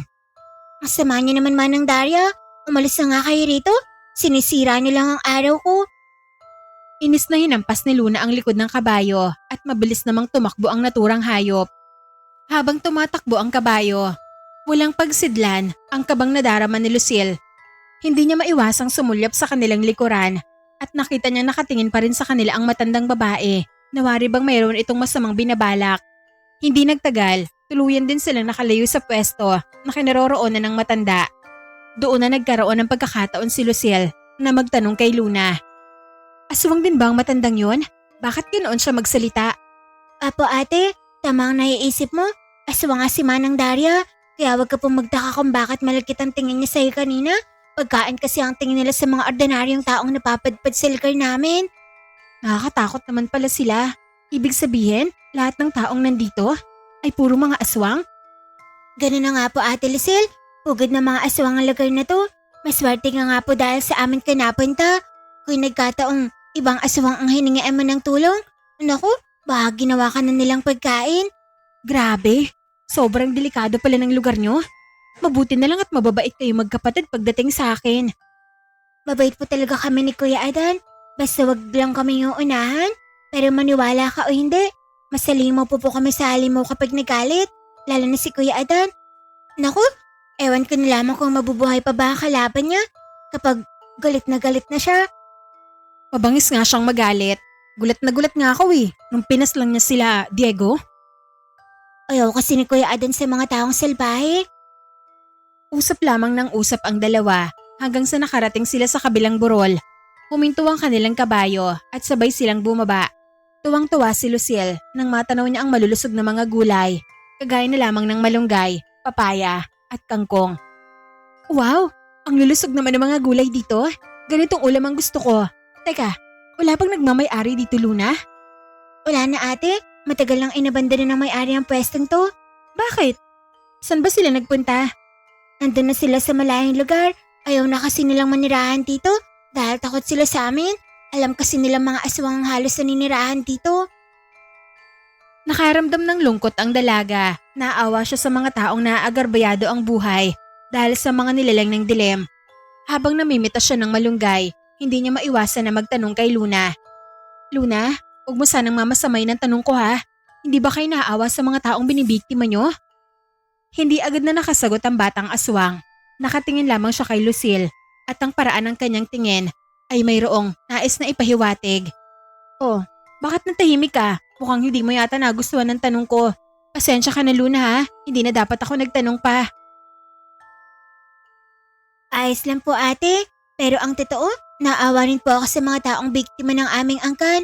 Hindi ko naman po ginustong maging aswang, pero wala Sadyang ito talagang kapalaran ko. Pati mga magulang ko ay mga aswang din. Natuto na lamang akong tanggapin ng tunay na ako at makibagay sa mundong aking ginagalawan. Pero pumapatay ka rin ng mga tao Luna kasi karne ng tawang kinakain niyo, hindi ba? Hindi po ako pumapatay ng mga taong walang kasalanan ate. Mga salbaheng tao lang po ang binibiktima ko. Pero si Kuya Adan naman po ang naghahanap ng pagkain namin. Kaya hindi na ako lumalabas tuwing gabi. Kung bibigyan ka ng pagkakataon na maging isang ordinaryong tao, gugustuhin mo ba yan Luna? Naman ate Lucille, ayoko po talagang maging isang aswang dahil alam kong demonyo ang tingin ng mga tao sa amin. Marami pa sanang gustong itanong ang dalaga, ngunit hindi na niya itinuloy pa. Sapagkat nararamdaman niya na tila ba hindi komportable ang batang aswang sa mga tinatanong niya. Sa halip, itinuon niya na lamang ang kanyang atensyon sa pamamitas ng mga gulay. Naku, paano kaya ako makakakuha ng bunga ng papaya? Masyadong mataas ang puno at wala ring panungkit. Nakatingala siya sa mataas na puno ng papaya. Pinagmamasdan niya ang malulusog nitong bunga habang nag-iisip ng paraan kung paano niya ito makukuha. Huwag ka mag-alala ate, ako na po ang aakyat. Naku, wag na. Baka ako mapano ka pa. Tingnan mo naman sobrang taas ng puno. Asus, walang-wala yun sa mga matatayag na puno na inaakyat ko ate. Dito ka lang at tingnan mo kung paano ko aakyatin ang punong to. Medyo kinabahan pa si Lucille na baka ay mapahamak ang bata. Ngunit gano'n na lamang ang gulat niya nang masaksihan niya ang mabilis na pag-akyat ni Luna. Daig pa nito ang unggoy sa bilis nitong umakyat. Walang kahirap-hirap nitong pinitas ang 3 malulusog na bunga ng papaya. Grabe ang batang to Daig niya pa ang unggoy kong umakyat. Okay na ba yan ate? O dadagdagan ko pa? Ayos na to, bumaba ka na riyan. Mabilis na bumaba ang batang aswang at humanga na naman si Lucille sa kahusayan na ipinamalas nito sa larangan ng pag-akyat. Salamat Luna ha, talagang pinahanga mo ako. Ngumiti lamang ang batang aswang, hindi nagtagal ay umuwi na rin sila sakay ng kabayo. Pagkarating nila sa bahay na magkapatid, naratnan nila si Adan na mag-isang nagluluto sa kusina. Walang bago sa niluluto nito, karne pa rin ito ng tao. Ngumiti ang binata nang mapansin niya pagdating ng magkapatid. Hinagkan niya si Lucille at inamoy-amoy ang buhok ng dalaga. Sa hindi maipaliwanag na dahilan, muli na namang bumilis ang kabog ng puso ng dalaga. Ang bango niya, kahit isa siyang aswang. Ay sarap sa pakiramdam ang bawat paghaplos niya sa buko. Ang sarap magmahal ng isang Adan. Mas lalong nakumpirma ni Lucille na tunay ngang umiibig na siya kay Adan. Habang patuloy sila nagsasama sa isang bubong, mas lalong naging malalim ang kanilang nararamdaman para sa isa't isa at naging ganap nga sila na magkasintahan. Tila nakalimutan na ni Lucille ang mundo na kanyang nilisan sapagkat pinili niyang manatili sa bagong mundo na kanyang natagpuan. Isang gabi, habang mahimbing na natutulog ang dalaga, nakaramdam siya ng magaspang na mga kamay na humahaplo sa kanyang mukha. Noong una, binaliwala niya lamang ito, ngunit habang tumatagal, napansin niya na tila hindi na nakakatuwa ang ganoong klase ng pakaramdam. Nasasaktan na rin siya dahil tila may mahahabang kuko na lumilikha ng sugat sa kanyang pisngi. Dahan-dahan din gumagapang ang naturang kamay pababa sa kanyang leeg. Doon na sumigaw si Luna dahilan ng paggising ni Adan at mabilis nito na sinindihan ng lampara. Nanlaki ang mga mata ni Lucille nang magkaroon ng liwanag sa paligid. Kitang-kita niya ang isang matandang aswang na nakangisi habang nakapwesto sa kanyang uluhan. Nakabukas na rin ang bintana ng mga sandali na yon. Takot na takot ang dalaga sa wangis ng nilalang. Mayroon itong kulubot na mga balat. Nangingitim na mga pasa sa palibot ng mga mata nito. Matutulis na mga kuko at katakot-takot na mga pangil. Adan, tulungan mo ako. Natatakot ako. Mabilis na nakilala ni Adan ang matandang aswang at yun ay ang walang iba kundi si Daria. Galit na galit ang binata sa ginawa nitong pagtangka sa buhay ng dalaga. Alam kasi ng binata na matagal na gustong kainin ni Daria si Lucille. Dala ng labis na galit. Matapang na nakipagbuno si Adan sa matandang nilalang. Naglaban ng dalawang magkaparehong lahi at saksi ang dalaga kung gaano kahalimaw makipaglaban ang dalawa. Napasigaw na lamang si Lucille nang makita niya kung paano binayak ng binata ang ulo ng matandang aswang. Dahilan ng pagkamatay nito, nagsilbing man siya ang dugo ng matanda sa loob ng silid ng magkasintahan. Napangisi na lamang si Adan habang pinagmamasdan nito ang dugo ang bangkay ni Daria. Samantalang si Lucille naman ay natataranta na at nagsusumigaw. Lumapit ang binata sa dalaga at saka ibinulong na huwag siyang matakot sapagkat pinaslang na niya ang matandang aswang. Niyakap rin niya si Lucille upang pakalmahin ang dalaga. Nakakatakot kayo pareho. Ngayon lamang ako nakasaksi ng dalawang aswang na nagpapatayan. Hindi ba dapat magkakampi kayo? Pero bakit mo pinatay ang iyong sariling angkan? Agad namang sumagot si Adan. Nahanda siyang pumatay kahit pa ang kanyang kauri kapag pinakailaman ng babaeng mahal niya. Ipiniliwanag niya rin sa dalaga kung gaano kasama si Daria dahil hindi nito pinapalampas ang sinumang ordinaryong tao na mapadpad sa kanilang lugar. Sinasabi ko na nga ba? May masama siyang balak sa akin. Kaya pala ang lagkit na kong makatingin. Salamat sa pagligtas sa akin, Adan. Kung hindi dahil sa'yo, ewan ko na lang kung ano nangyari sa akin. Sumagot si Adan na hanggat nasa tabi siya nito, hindi mapapahamak ang dalaga dahil siya ang magsisilbi nitong tagapagligtas at tagapagbantay. Salamat sapagkat hindi mo ako binigyo, Adan. Nararamdaman kong binabantayan mo ako sa anumang panganib na darating. Sumagot naman si Adan na hanggat nasa tabi siya nito, hinding-hindi siya mapapahamak. Sa paglipas ng maraming araw, mas lalong lumalim ang nararamdaman nila para sa isa't isa. Pareho silang masaya sa relasyon na kanilang binubuo. Nabalitaan din ng angka ng mga aswang ang tungkol sa kanilang pagmamahalan. Hindi nagustuhan ng karamihan ang natanggap nilang balita. Umalis ka na rito, babae. Bago pa kita gawing hapunan mamayang gabi. Gumuhit ang kaba sa dibdib ni Lucille Matapos niyang maulinigan ng winika ng matandang babaeng aswang, nasa tabi niya si Luna ng mga sandali na yon. O masyang pakialaman manang Laksima, wala siyang masamang ginagawa sa inyo. Mas lalong umigting ang galit ng matanda matapos magsalita si Luna. Aba, kailan ka pa natutong sumagot sa mga nakakatanda sa'yo? Salbahe ka ng bata ka. Ano bang pinakain sa inyo ng babae na yan? At nagawa niyong patuloyin sa inyong pamamahay? Wala siyang pinakain sa amin. Sadyang mabuti lang siyang tao at mahal siya ni Kuya Adan. Magsasalita pa sana ang matanda, ngunit hindi na siya pinakinggan ni Luna. Bagkus ay marahan niyang hinila ang kaliwang kamay ni Lucille bilang senyales na kailangan na nilang umalis. Dali na ate, kayaan mo na ang matanda ngayon. Wala na nagawa ang dalaga, kundi ay magpatianod na lamang kay Luna. Sabay nilang binagtas ang daan palayo sa kinaroroonan ng matandang babae. Habang naglalakad, tangan-tangan ng dalaga ang lungkot sa loob ng kanyang puso. Hindi naman nakaligtas kay Luna ang biglang pagbabago ng kanyang emosyon. Bakit ganyan ang mukha mo ate? Nalulungkot ka ba sa sinabi ng matanda na yun? Parang gano'n na nga, Luna. Naku, huwag mo na pang isipin ang mga narinig mo. Sadyang kontrabida talaga ang mga nakapalibot sa atin. Kung makapag-utos sila, akala mo naman batas sa dapat sundin. Ang tutuusin, wala nga silang ambag sa buhay namin. Pero, paano kaya kapag totohanin niyang sinabi niya na gagawin niya akong hapunan? Ngumisi si Luna na para bang hindi man lang siya naalarma sa sinabi ng matandang babae. Sa kanilang dalawa, si Lucy lamang ang nakakaramdam ng takot at pag-aalala. Naniniwala ka ba sa banta ng matandang yun ate? Ay di hamak na mas malakas kami ni Kuya kumpara sa kanya. Kaya wala kang dapat na ipag-alala ate. Kakampo mo kami ng Kuya Adan ko. Kahit papaano, naging panatag ang pakiramdam ng dalaga. Hindi na niya na lamang inisip pa ang sinabi ng matanda sapagkat batid niya na hindi siya pababayaan ng magkapatid. Isang araw, niyaya ni Luna si Lucille na tumungo sa ilog. Ate, gusto mo bang sumama sa akin sa ilog? Maglalaba tayo ron. Tamang-tama, marami na rin ako mga labahin. Sige ate, kunin mo na ang mga damit mo at ilagay dito sa palanggana. Agarang kumilos ang dalaga. Kinuha niya ang mga damit na kailangan labahan at inilagay ito sa loob ng palanggana. Dinala din ni Luna pati ang damit ng kanyang Kuya Adan. Alika na ate. Sunod lamang ng sunod si Lucille kay Luna. Wala pa siyang ideya kung saan ba matatagpuan ang ilog na yon.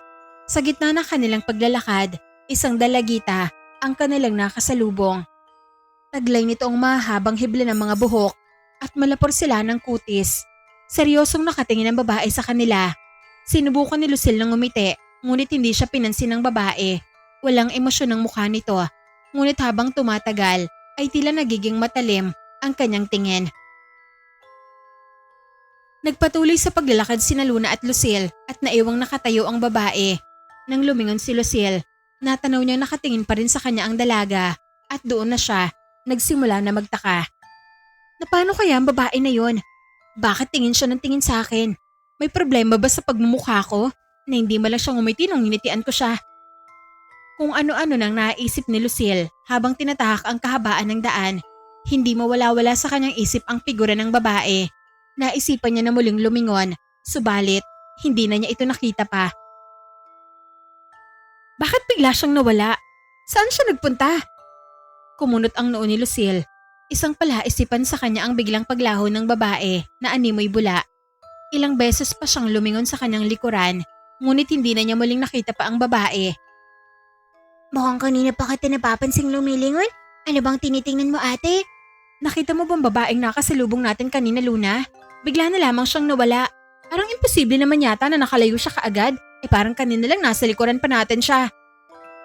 Sabi ka na nga ba, may napapansin ka na naman sa tabi-tabi. Masanay ka sa lugar na to ate Lucille. Lulubog-lilitaw talaga ang mga nilalang dito. Ibig sabihin, aswang din ang babae na yon? Tama bang iniisip ko, Luna? Tumpak na tumpak ate. Kaya huwag ka magtiwala sa mga nilalang na nakakasalamuha natin. Hindi pangkaraniwan ng lugar na to.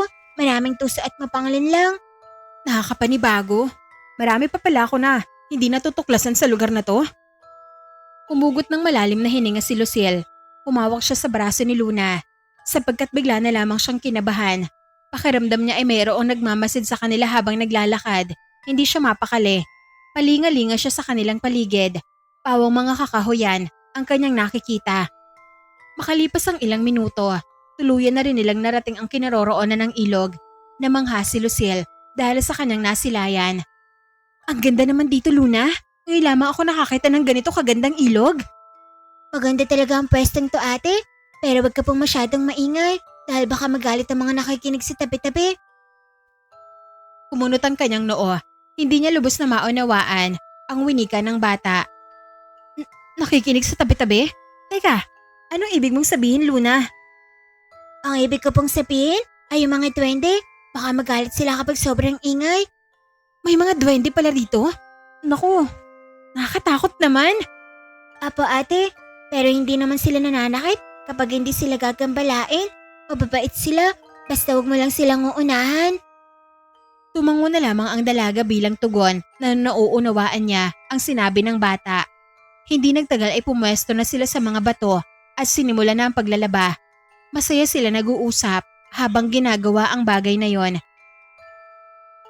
Habang abala silang naglalaba, napansin nila silang isang babaeng pasilip-silip sa kanila mula sa mga halaman na nasa gilid ng ilog. Pamilyar sa kanya ang suot ng babae at pati na rin ang mukha nito. Parang siya yung babae nakasalubong namin kanina. Bakit siya nandito? Sinusundan niya ba kami ni Luna? Nabaling ang atensyon ni Lucille sa babaeng yon. Hindi siya makapaglaban ng maayos. Nagdududa din siya kung bakit pasilip-silip ito sa kanila na para bang mayroon itong nais na malaman. Maya-maya, umakbang ang babae palapit sa direksyon na kinaroroonan nila Luna at Lucille. Sobrang lagkit ng tingin nito sa dalaga. Inihanda ni Lucille ang kanyang sarili nang makalapit na sa kanila ang babae. Ikaw ba ang babae ni Adan? Seryoso ang boses ng babae na tila ba nagbabanta. Napalunuklaway na lamang si Lucille. Hindi niya alam ang kanyang isasagot sa babaeng kaharap niya. Si Luna na lamang ang sumagot sa tanong ng babae. Kasintahan siya ni Kuya Adan. Bakit kayo nagtatanong? Ngumiti ng mapakla ang babae. Makikita sa kanyang mga mata na mayroon siyang kinikimkim na galit. Alam mo, Lucille, kung ako sa'yo, tigilan mo na si Adan. Buntis ako at siya ang ama. Magkakaroon na kami ng pamilya, kaya huwag ka ng dikit sa kanya. Nanlaki ang mga mata ni Lucille sa winika ng babae. Sobrang nabigla talaga siya. Hindi niya alam kung totoo ba ang sinabi nito. Ngunit dama niya ang biglang pagkirot ng kanyang puso na tila ba pinipisil ng paulit-ulit. Sino ka? At paano ako maniniwala sa mga sinasabi mo? Ako si Riza, nobya ni Adan. Matagal na kami nagmamahalan at magkakaroon na kami ng anak. Mas lalong nabigla si Lucille sa sagot ni Riza. Unti-unting nangatog ang kanyang mga tuhod. At ang kirot sa loob ng kanyang puso ay mas lalong lumalalim. Pinagmasdan niya ng maigi ang mukha ng babae. Hindi maipagkakailang maganda nga talaga si Riza. Kaakit-akit ang kulay abo nitong mga mata. Imposible na hindi magkakagusto sa kanya si Adan. Ngayong alam mo na ang totoo, siguro naman ay makakapag-isip-isip ka na. At huwag mo akong subukang kalabanin dahil sinasabi ko sa'yo, hindi mo ako kaya. Matapos sambitin ni Riza ang mga kataga na yon, naglaho siya sa isang iglap. Hindi na nila alam kung saan na ba ito nagpunta. Natameme si Lucille. Halos hindi siya makapaniwala sa kanyang narinig at nasaksihan. Anong sabi niya? Nobya raw siya ni Adan at magkakaanak na raw sila? Kung ganon, pinaglalaroan lang pala ako ni Adan? Kitang-kita ni Luna ang lungkot sa kanyang mga mata, kaya naman ay nagsalita siya upang pakalmahin ang dalaga. Hindi totoo ang sinasabi niya, ate. Huwag kang maniwala sa babaeng yun. Kilala ko siya. Alam kong sinasadya niya ng sirayan ng relasyon niya ni Kuya Adan. Sino ba talagang babae na yon? Ano ang tunay na relasyon niya kay Adan? At bakit bigla-bigla na lamang siya naglalaho? Isa siyang aswang. Noon pa man, may gusto na siya kay Kuya Adan. Pero hindi naman siya pinapansin ni Kuya. Totoo ba ang sinasabi mo, Luna? Apo, ate. Isa si Riza sa mga nagkakandara pa kay Kuya dito sa lugar namin. Ang totoosin, maraming may gusto kay Kuya. Pero alam kong ikaw lang ang gusto niya. Ibig sabihin, hindi totoo ang sinasabi niya na buntis siya at si Adan ang ama? Malabo magkatotoo yan, ate. Maniwala ka sa akin. Walang gusto sa kanya si Kuya Adan. Alam kong ikaw lang ang mahal niya. Kahit papaano, naging panatag ang loob ni Lucille. Pinili niyang maniwala kay Luna kaysa sa mga sinabi ni Riza. Pagkarating nila sa bahay, agad niyang nilinaw kay Adan ang tungkol sa bagay na yon. Tumawa lamang si Adan at sumagot na wala siyang relasyon kay Riza at hindi niya gusto ang babae na yon. Nakumpirma ni Lucille na tunay ngang siya lamang ang babae sa buhay ng binata at wala nang ang iba pa. Tama si Luna. Hindi dapat ako maniniwala sa sinasabi ng iba. Mas lalong naging matibay ang pagsasama ng dalawa. Tila ba wala na makakapantay pa sa tamis ng kanilang pagsasama. Hindi naging hadlang ang pagiging aswang ni Adan upang pigilan ang bugso ng damdamin ni Lucille. Sa pag-init ng kanilang pag-iibigan, hindi alam ng dalaga na nalalagay na pala sa alanganin ng kanyang buhay. Isang hapon, habang nakadungaw siya sa bintana, isang malaking uwak ang bigla na lamang dumapo sa bintana. Ano to? Uwak? Tama, uwak nga. Pero mukhang hindi ito ordinaryong uwak. Ang talim ng kanyang mga tingin at namumula ang mga mata niya. Napaatras si Lucille. Nararamdaman niya ang negatibong enerhiya na nagmumula sa ibon. Habang siya'y umaatras, agad naman siya na sinusundan ng uwak. Huwag kang lumapit! Alam kong may masama kang balak! Mabilis na lumipad ang uwak, papalapit sa kanya at tinuka siya ng 3 beses sa bandang braso. Napasigaw si Lucille dahil sa sakit na dulot ng pagtuka ng uwak. Ang mga mata ng nilalang ay parang may ikinukubling galit. Paulit-ulit nitong tinuka si Lucille at maraming beses din na sumigaw ang dalaga. Umalingaw ang kanyang sigaw sa loob ng bahay. Mabuti na lamang at agad na dumating si Luna. Nang makita ng batang aswang ang uwak, bigla siyang nagpalit ng anyo. Naging isang itim na aso si Luna. Buong lakas niyang sinunggaban ng uwak at lumaban naman ito sa kanya. Kitang-kita ni Lucille kung gaano katinding makipaglaban ng dalawa. Sigaw lamang siya ng sigaw dahil sa sobrang takot na baka ay mapahamak siya. Hindi nagtagal, tuluyang nanghina ang uwak dahil sa dami ng sugat na natamo nito. Bumulagta ito sa sahig at nawala ng buhay. Kinagat ng asong si Luna ang bangkay ng uwak at dinala ito sa masukal na bahagi. Pagbalik ni Luna, hindi na siya nasaan yung aso. Bumalik na din siya sa pagiging tao. Halimaw ka rin pala makipaglaban, Luna. Hindi ko akalaing ganoon kakalakas. Ngumisi ang batang aswang na para bang walang nangyari. Wala siyang natamong sugat sa kabila ng matinding labanan. Habang nakatingin sila sa isa't isa, hindi maiwasan nila silang mapaatras. Batid niyang babait ang batang aswang, ngunit may bahagi ng kanyang puso na nakakaramdam ng takot. Bakit ka umaatras, ate? Natatakot ka ba sa akin? Baka kasi saktan mo ako, Luna. Naku, hindi ah. Huwag ka pong matakot. Hindi po kita nakakalimutan. Alam kong ikaw yan, si Ate Lucille. Nagawang ngumiti ni Lucille at dahan-dahan na napawi ang kaba sa loob ng kanyang dibdib. Munti ko nang makalimutang magpasalamat dahil sa kaba ko. Pero ngayon ako magpapasalamat. Salamat nga pala sa pagligtas mo sa akin, Luna. Wala nga naman, ate. Alam mo ba kung sino ang awak na yun? Hindi. Bakit? Sino ba yun? Si Riza. Siya ang awak na yun. Matagal ka rin niyang balak paslangin. Hindi lang siya makahanap ng tamang pagkakataon dahil binabantayan ka namin ni Kuya Adan. Nanlaki ang mga mata ni Lucille. Hindi niya sukat akalain na si Riza pala ang nasa likod ng uwak na yon. Sinasabi ko na nga ba? Aswang nga ang ibon na yon. Mabuti na lang talaga at hindi siya nagtagumpay sa maitim niyang balak.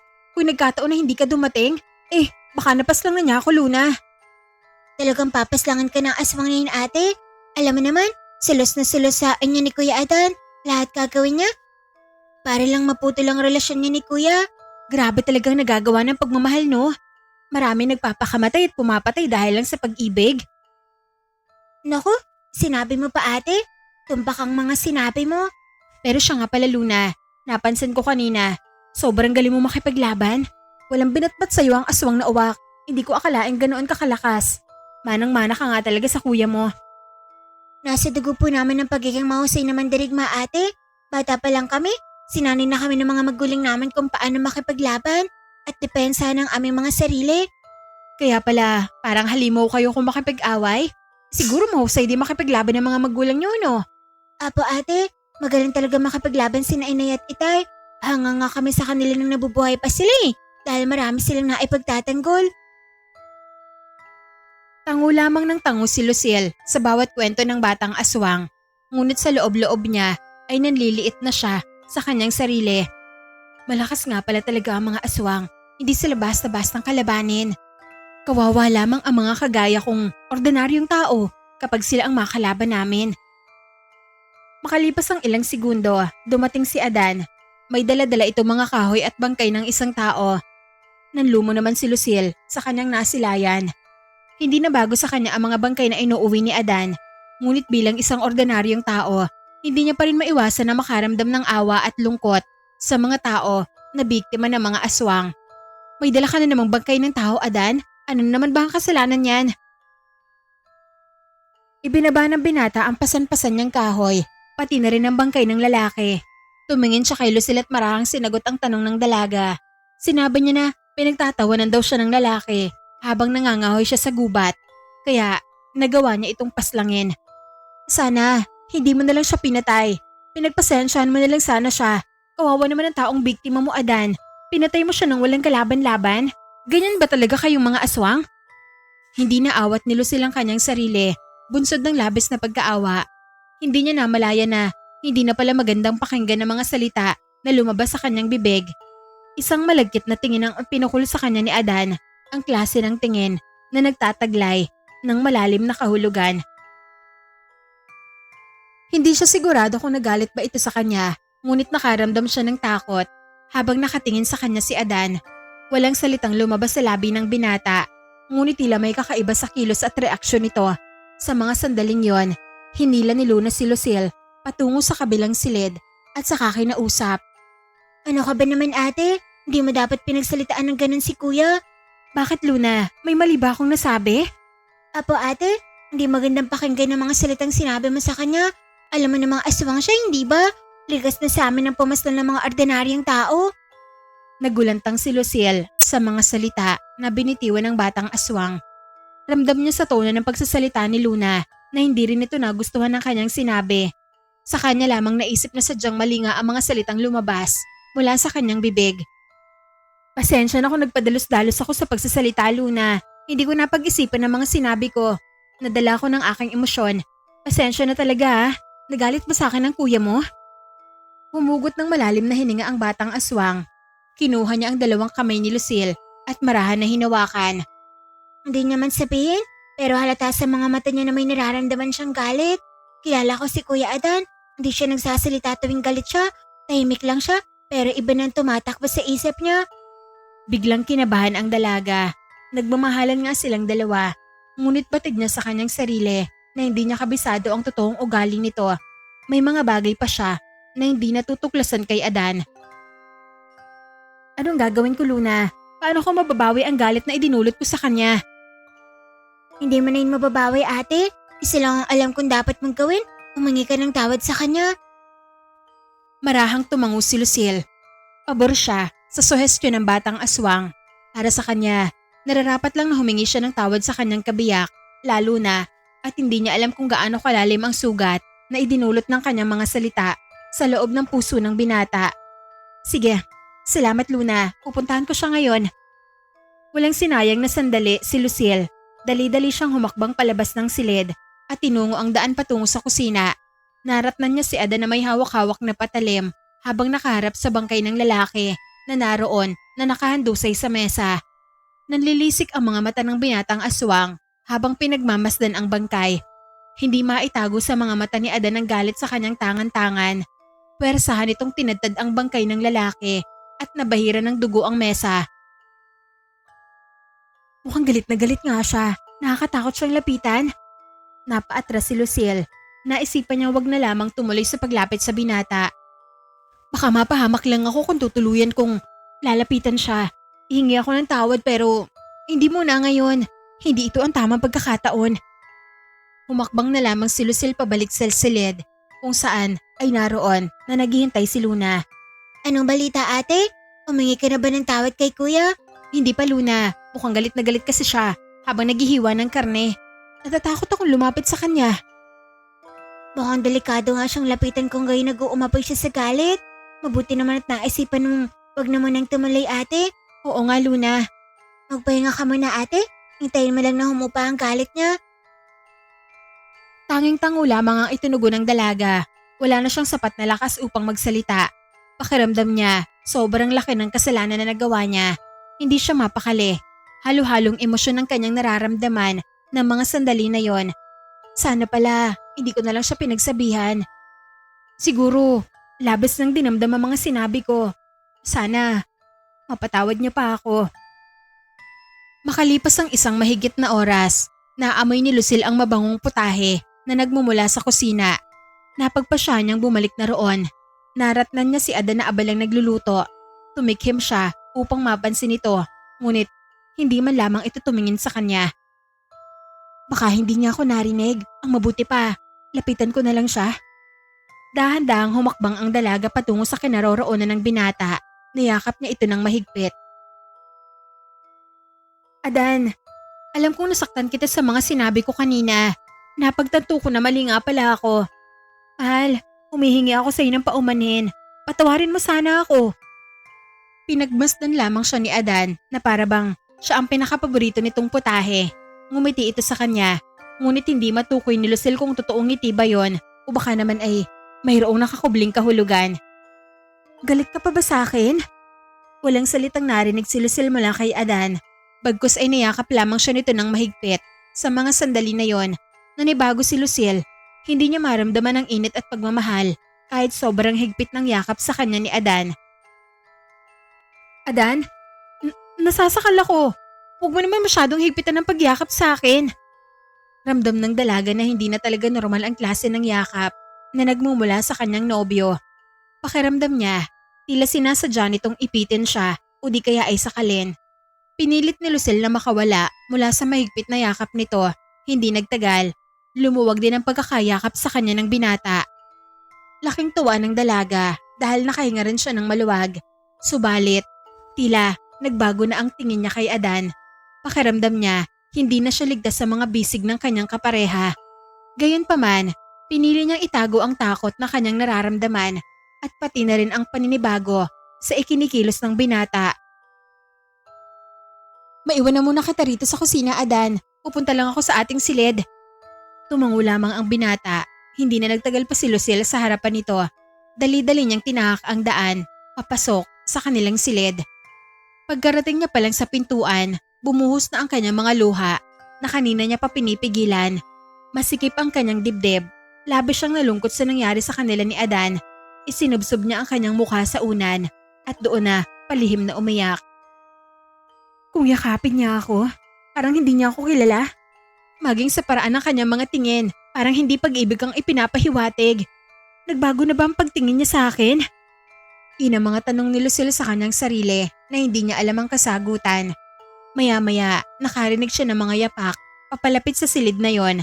Dali-dali niyang pinunasan ang kanyang mga luha sa pag-aakala na si Adan ang naglalakad, ngunit hindi pala. Ate, umiiyak ka ba? Baka sa boses at mukha ni Luna ang pag-aalala. Naabutan niya si Lucille na nagpupunas ng luha gamit ang sariling mga kamay. Hindi. Napuwing lang ako. Mukhang hindi ka naman napuwing ate. Parang namamaga nga ang mga mata mo. Naku, napansin mo pala yon? Abay oo naman. Medyo halata kayang umiyak ka ate. Huwag mong sabihin sa kuya mo ha. Na paano ka ba ate? Nag-away ba kayo ni kuya? Parang wala naman akong narinig na sigawan mula sa kusina. Hindi kami nag-away. Pero, hindi ko alam Luna. Ewan? Kung napatawad niya na ba ako? Bakit ate?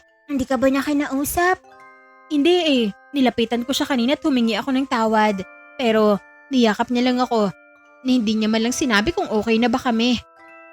Baka marami lang siyang iniisip bukod sa nangyari kanina. Hayaan mo ate.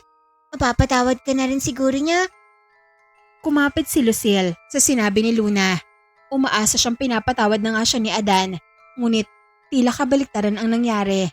Dahil magmula ng araw na yon, madalang na siyang kausapin ni Adan. Hindi na siya niyayakap nito tuwing natutulog sila. Hindi na inaamoy ang kanyang mahabang buhok at hindi na rin ito naglalambing.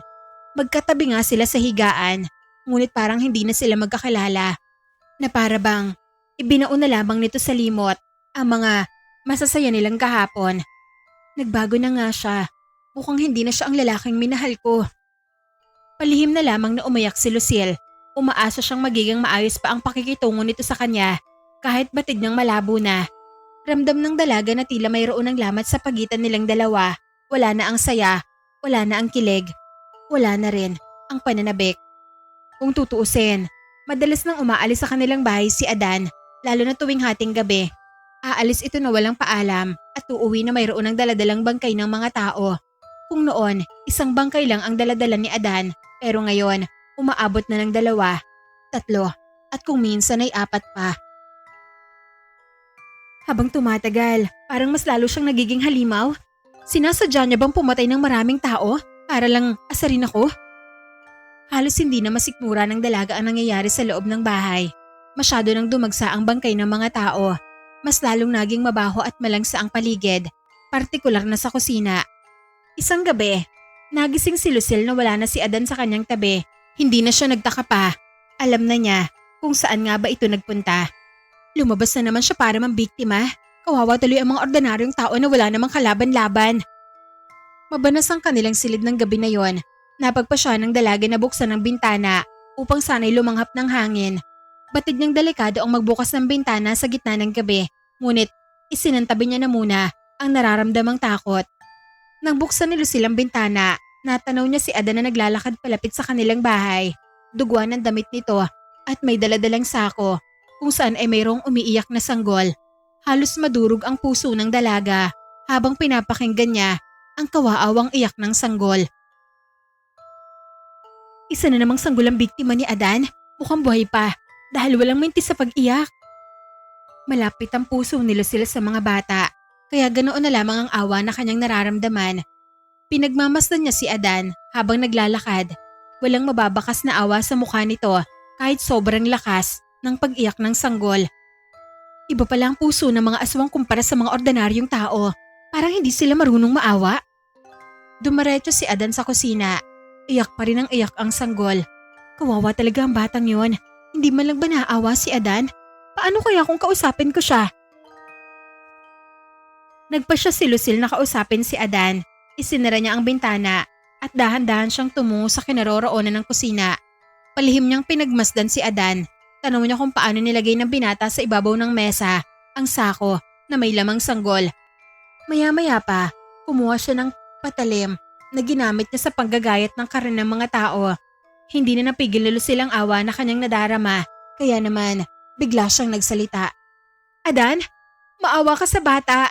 Kung ano man binabalak mo, huwag mo nang ituloy pa. Huwag mo siyang saktan. Mabilis na napalingon si Adan matapos niyang marinig ang sinabi ni Lucille. Nanlisik ang kanyang mga mata na para bang hindi na naman ito nagustuhan ang winika ng dalaga.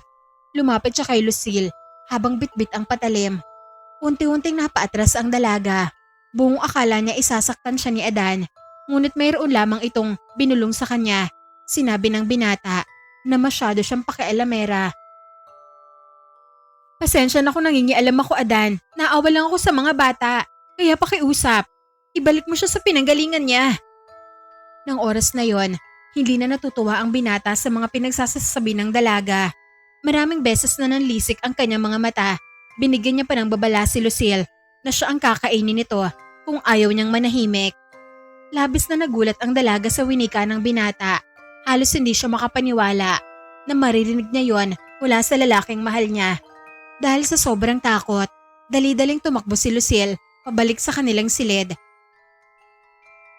Ibang-iba na talaga si Adan. Hindi ko alam kung kilala niya pa ba ako.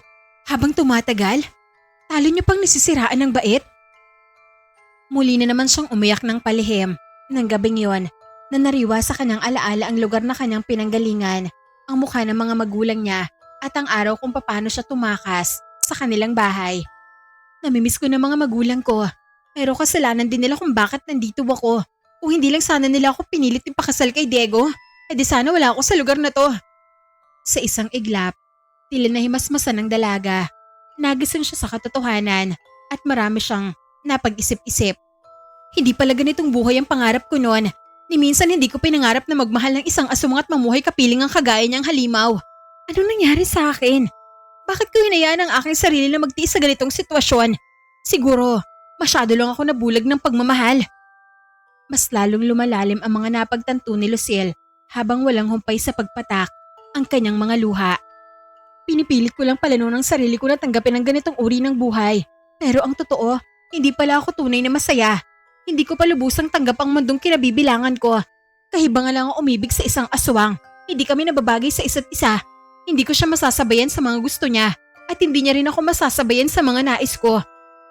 Kung tutuusin, matagal na nagtitiis si Lucille, kagaya na lamang ng pagkain. Hindi niya masasabayan si Adan na kumain ng karne ng tao sapagkat isa siyang ordinaryong tao. Hindi niya rin ito masasamahan na mambiktima ng mga tao dahil hindi naman siya halimaw at wala siyang balak na pumaslang. Oras na siguro para umuwi na ako sa amin. Total hindi naman na kami nag-uusap ng maayos ni Adan. Hindi na rin ako sigurado kung pasintahan pa ba ang tingin niya sa akin. Ang alam ko lang, malaki na ang pinagbago niya. Hindi ko na maramdaman na ligtas ako sa tahanan na to. Hindi lubos sa kalain ni Lucille na darating siya sa puntong magigising siya sa katotohanan at malalaman niya kung ano ba talagang hinahanap ng puso niya. At sa punto na yon, isa lang ang sigurado niya. Ayaw na niyang maging alipin ng pag-ibig sa isang lalaking aswang. Bukas na bukas, aalis na ako. Hindi ko kabisado ang daan pa uwi sa amin. Gagawin ko ang aking makakaya para lang makaalis sa impyernong lugar na to. Tila wala nang makakapagpigil pa sa desisyon ng dalaga. Gusto niya na talagang lisanin ang lugar na yon. Nais na niyang maging malaya. Mamuhay sa isang tahanan na walang bumabalot na takot at umibig sa lalaki na kauri niya. Nang sumikat ang araw, maagang nagising si Lucille. Balak niya sanang simulan na ang paglalakbay habang tulog pa ang dalawang magkapatid. Wala siyang balak magpaalam dahil iniisip niya na baka hindi naman siya papayagan. Akmang tatayo na sana siya nang makaramdam siya ng pagkahilo. Hindi niya mawari ang dahilan ng ganoong pakiramdam. Nararamdaman niya rin na parang nasusuka siya. Bakit biglang naging masama ang pakiramdam ko? Hindi naman ako nagpaulan kahapon ah. Napahawak siya sa kanyang ulo. Habang dahan-dahan siyang naglalakad patungo sa kusina, pagkarating niya roon, hindi niya napigilan ng sumuka. Asama talaga ng pakiramdam ko. Ano nangyayari sa akin? Kamusta ka ate? Bakit nasusuka ka po? Napalingon siya nang maulinigan niya ang boses ni Luna.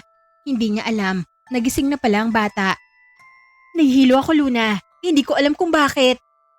Gulay lang naman ang kinain mo kahapon, hindi ba ate? Oo nga eh, wala naman akong ibang kinain. Para maging dahilan ng pagsusuka at pagkahilo ko. Hinawakan ni Luna ang dalawang kamay ni Lucille at hinanap ang pulsuhan nito. Pumikit siya na parabang mayroon siyang inaalam sa loob ng katawan ng dalaga. Buntis ka ate? Nanlaki ang mga mata ni Lucille. Halos hindi siya makapaniwala sa kanyang narinig. Ano? Buntis ako? Sandali, nagbibiro ka ba, Luna? Ha? Hindi po ate. Totoong buntis ka. Magkakaanak na kayo ni Kuya Adan. Isa sa mga pangarap noon ni Lucille ay ang magkaroon ng anak. Ngunit ng sandali na yon, walang bahid ng saya ang matatanaw sa kanyang mga mukha. Walang kislap ang dalawang pares ng kanyang mga mata. At wala ring ngiti ang namumutawi sa kanyang labi. Nakakunot ang kanyang noo na parabang dismayado siya. Bakit nakasimangat ka ate? Hindi ka ba masaya na magkakaanak na kayo ni Kuya? Pinilit niyang ngumiti upang ipakita kay Luna na masaya siya. Hindi, masaya ako, Luna. Natutuwa ako na magkakaanak na kami ni Adan, pero medyo nalulungkot lang ako dahil baka maging masela ng pagbubuntis ko. Hindi yan ate, malasig naman pangangatawan mo. Ang saya-saya ko, magkakaroon na ako ng pamangkin. Hindi na ako makapaghintay na sabihin kay Kuya Adan ang balita na to. Walang halong biro ang mukha ni Luna. Totoong masaya siya sa pagbubuntis ni Lucille, samantalang ang dalaga naman ay halos hindi na maiguhit ang mukha. Dito ka lang muna ate, gigisingin ko lang si Kuya. Sasabihin ko sa kanya na magkakaanak na kayong dalawa. Nagmamadaling tumungo si Luna sa silid ni Adan. Naiwang nakatulala sa kusina si Lucille. Napasapo na lamang siya sa kanyang noo. Paano na to? Malaking problema to. Hindi na yata ako makakauwi sa amin kung ganitong buntis ako. Mas lalong nalugmok ang dalaga ng umaga na yon. Minsan na niyang pinangarap na maging isang ina, ngunit hindi siya masaya sa bata na nasa sinapupunan niya. Kawawa lamang ang anak ko kapag lumaki na siya. Paano kaya kung ipalaglag ko na lang siya? Tila nawawala na si Lucille sa katinoan dahil kung ano-ano na ang pumapasok sa isip niya. Balak niya sanang ipalaglag ang bata, ngunit nang lumaon, bigla niyang naisip na mali ang desisyon na yon. Hindi ko dapat ipalaglag ang batang to. Malaking kasalanan yan sa mata ng Panginoon. Aalagaan ko na lamang siya at mamahalin. Umupo si Lucille upang pakalmahin ang kanyang sarili. Umaga pa lamang, pero parang may himatay na siya dahil sa mga bagay na gumugulo sa kanyang isipan. Makalipas ang ilang minuto, lumabas na si Adan mula sa kanilang silid.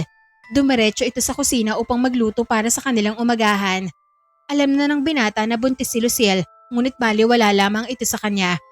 Ni hindi niya malang kinausap ang dalaga patungkol sa bagay na yon. Nanlumos si Lucille. Hindi na siya nagulat pa. Mabuti na lamang hindi ako umasa ng sobra. Alam ko naman talagang hindi siya matutuwa na magkakaroon na kami ng anak. Pero bakit kaya nagkakaganyan siya? Ayaw niya bang maging isang ama? Bumibigat na naman ang dibdib ni Lucille.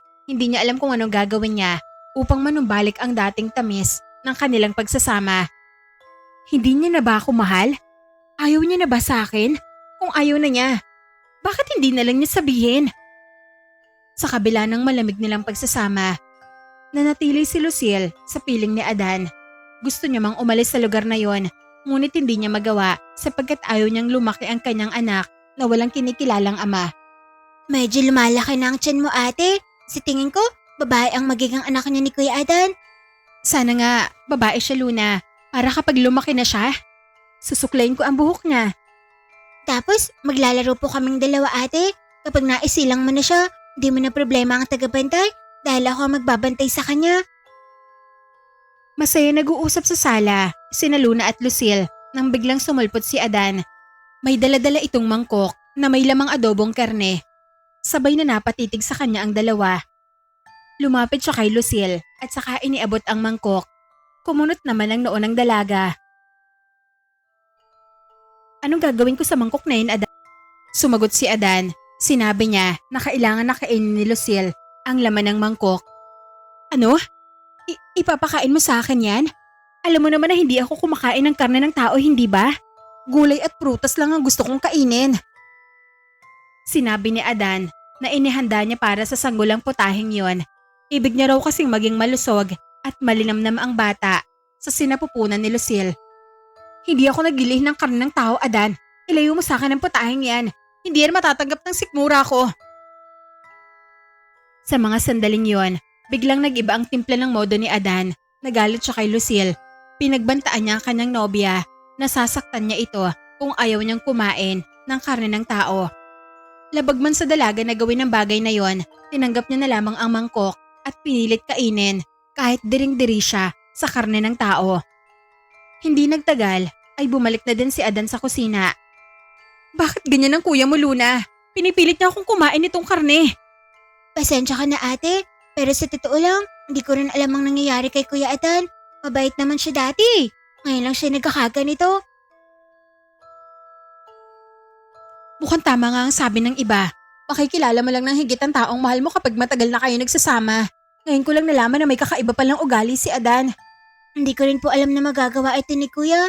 Luna, pwede bang ikaw na lang ang umubos ng laman nitong mangkok? Baka kasi magalit siya kapag nakita niyang may natitira pa. Sige po, ate. Ako na po ang bahalang umubos niyan. Sigurado ka ba? Hindi mo ba ako isusumbong? Apo, ate. Huwag po kayo mag-alala. Hindi ko po sasabihin kay Kuya. Natuwa si Lucille dahil naramdaman niya na kahit papaano ay mayroon siyang kakampi. Mabilis na nilantakan ni Luna ang adobong karne ng tao. Hindi man lang siya nandiri. Sanay na siyang kumain ng ganoong klaseng pagkain. Salamat sa tulong mo, Luna, ha. Mabuti na lang at may kakampi pa ako sa bahay na to. Makalipas ang ilang buwan, unti-unti nang lumalaki ang tiyan ni Lucille. Nagtiis siyang manatili sa lugar na yon para sa kanilang anak. Isang gabi, habang nakaupo siya, ay bigla niyang napansin si Adan na nakatingin sa kanyang tiyan. Hindi pangkaraniwan ang tingin na ipinupukol nito, para bang mayroon siyang masamang binabalak. Bakit ganyan ka makatingin, Adan? Hindi siya sumagot. Titig lamang siya ng titig sa malaking tiyan ni Lucille. Kaya naman ay ganoon na lamang ang pagtataka ng dalaga. Makalipas ang ilang segundo, bahagyang lumapit si Adan. Hinimas-himas niya ang tiyan ni Lucille. Labis na nagtaka ang dalaga sa ginawa nito. Mas lalo siyang nagulat nang biglang magsalita ang binata. Sinabi nito na masyado nang malaki ang kanyang tiyan at mukhang masarap ng kainin ang nasa loob nito. Dagdag pa ni Adan na naaamoy niya raw ang samyo ng mabangong sanggol. Hindi mapakali si Lucille. Inisip niya na nagbibiro lamang si Adan, ngunit mukhang seryoso ito sa kanyang sinabi dahil hindi malang itong umiti o di kaya ay tumawa. Parang hindi na normal ang kinikilos ng lalaking to. Hindi ko alam kung ano bang pumapasok sa isip niya. Nagdaan ng maraming araw. Mas lalong naging kaduda-duda ang kilos ni Adan. Madalas na malagkit ang kanyang tingin sa malaking tiyan ni Lucille. At sa kalagitnaan ng gabi, hinahalikan niya ang tiyan ng dalaga habang sinasambit na sobrang bango raw ng sanggol na nasa loob ng tiyan ito. Isang araw, kinausap ni Luna si Lucille. Ate, kailangan mo nang umalis dito, lalo na't malapit ka na mga anak. Abay, bakit naman ako aalis, Luna? Bala kong wag mo nang umalis hanggat hindi pa ako nakakaanak. Delikado na ang buhay mo ate, hindi lang ikaw, kundi pati na rin ang sanggol na nasa iyong tiyan. Puno ng pagtataka ang mukha ni Lucille habang nakatingin siya kay Luna. Naguguluhan siya sa mga sinasabi nito. Anong ibig mong sabihin, Luna? Hindi mo ba napapansin ang biglang pag-iba ni Kuya Adan? Hindi na normal ang pinapakita niya. Nararamdaman ko na mayroon siyang masamang binabalak. Anong masamang binabalak ang tinutukoy mo, Luna? Nagpalingalinga ang bata sa paligid. Tiniyak niyang walang ibang nakakarinig sa kanila ng mga sandaling yon. Masyado na nahihibang si Kuya Adan. May balak siyang kainin ng sanggol sa tiyan mo ate. Kapag nagutom siya, baka hindi niya mapigilan ng sarili niya at masusunggaban ka niya ng wala sa oras. Ano? Nagbibiro ka ba, Luna? Totoo ang sinasabi ko ate. Kilala ko ang kuya ko. Alam ko kung gaano siya kahalimaw pagdating sa amoy ng sanggol. Pero teka lang, paano ka nakakasigurado na may balak nga siyang kainin ng anak namin?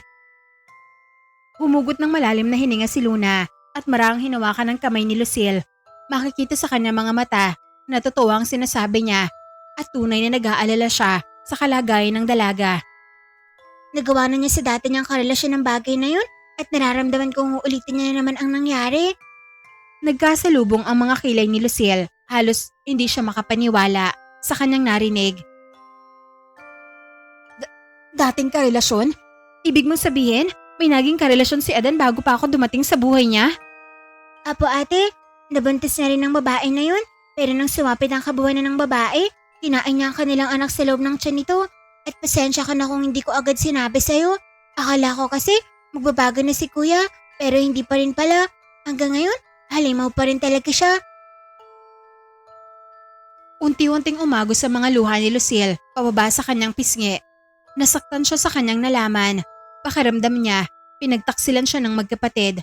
Buong akala niya, siya ang unang babae na minahal ni Adan, ngunit lingid sa kanyang kaalaman na mayroon pala itong maitim na lihim. Kung alam ko lang na ganyan pala siya kahalimaw, hindi ko na lang sana siya minahal. Sana noon pa ako umalis sa lugar na to, hindi na sana ako umabot sa ganito. Pasensya na talaga ate. Alam kong nabigla ka po sa mga nalaman mo, pero handa po akong tumulong sa'yo para makaalis ka po sa lugar na to. Masyado nang malaki ang aking tiyan.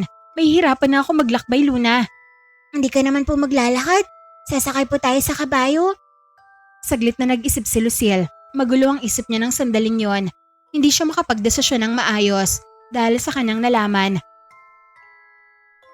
Ngayon na ba dapat ako aalis? Oo ate, hindi pwedeng tumagal ka pa rito dahil baka mas lalo ka lang mapahamak. Hindi ko hawak ang isip ni kuya. Kahit anong oras, kung aatake ang pagiging halimaw niya, hindi natin siya mapipigilan. Kaya ngayon pa lang, umalis ka na po. Agad na pumayag si Lucille sa suhestyon ni Luna. Sakto namang wala din si Adan ng oras na yon. Tumungo siya sa gubat upang mangahoy. Bilisan mo ate, baka maabutin tayo ni kuya. Paano kapag nalaman niyang tinutulungan mo ako? Ay di magagalit siya sa'yo. Huwag mo akong isipin ate. Ako nang balang gumawa ng rason. Sasabihin ko na lang sa kanya na tumakas ka. Nagmadali sa paglalakad ang dalawa hanggang sa nakarating sila sa kinaroroonan ng mga kabayo. Inilalayan ni Luna si Lucille sa pagsakay sa kabayo. Mahirap para sa dalaga ang kanilang ginagawa, ngunit kailangan niyang magtiis sapagkat yun lamang ang tanging paraan upang mapabilis ang kanilang pag-alis. Salamat at nakaalis na rin tayo. Sana hindi tayo masundan ng kuya mo. Takbo lamang ng takbo ang kabayo. Medyo malayo-layo na rin ang kanilang narating. Buong akala nila'y nagtagumpay na sila sa kanilang plano, ngunit laking gulat nila nang mapansin nila sa kanilang likuran ang isang itim na kabayo na sinusubukan silang habulin.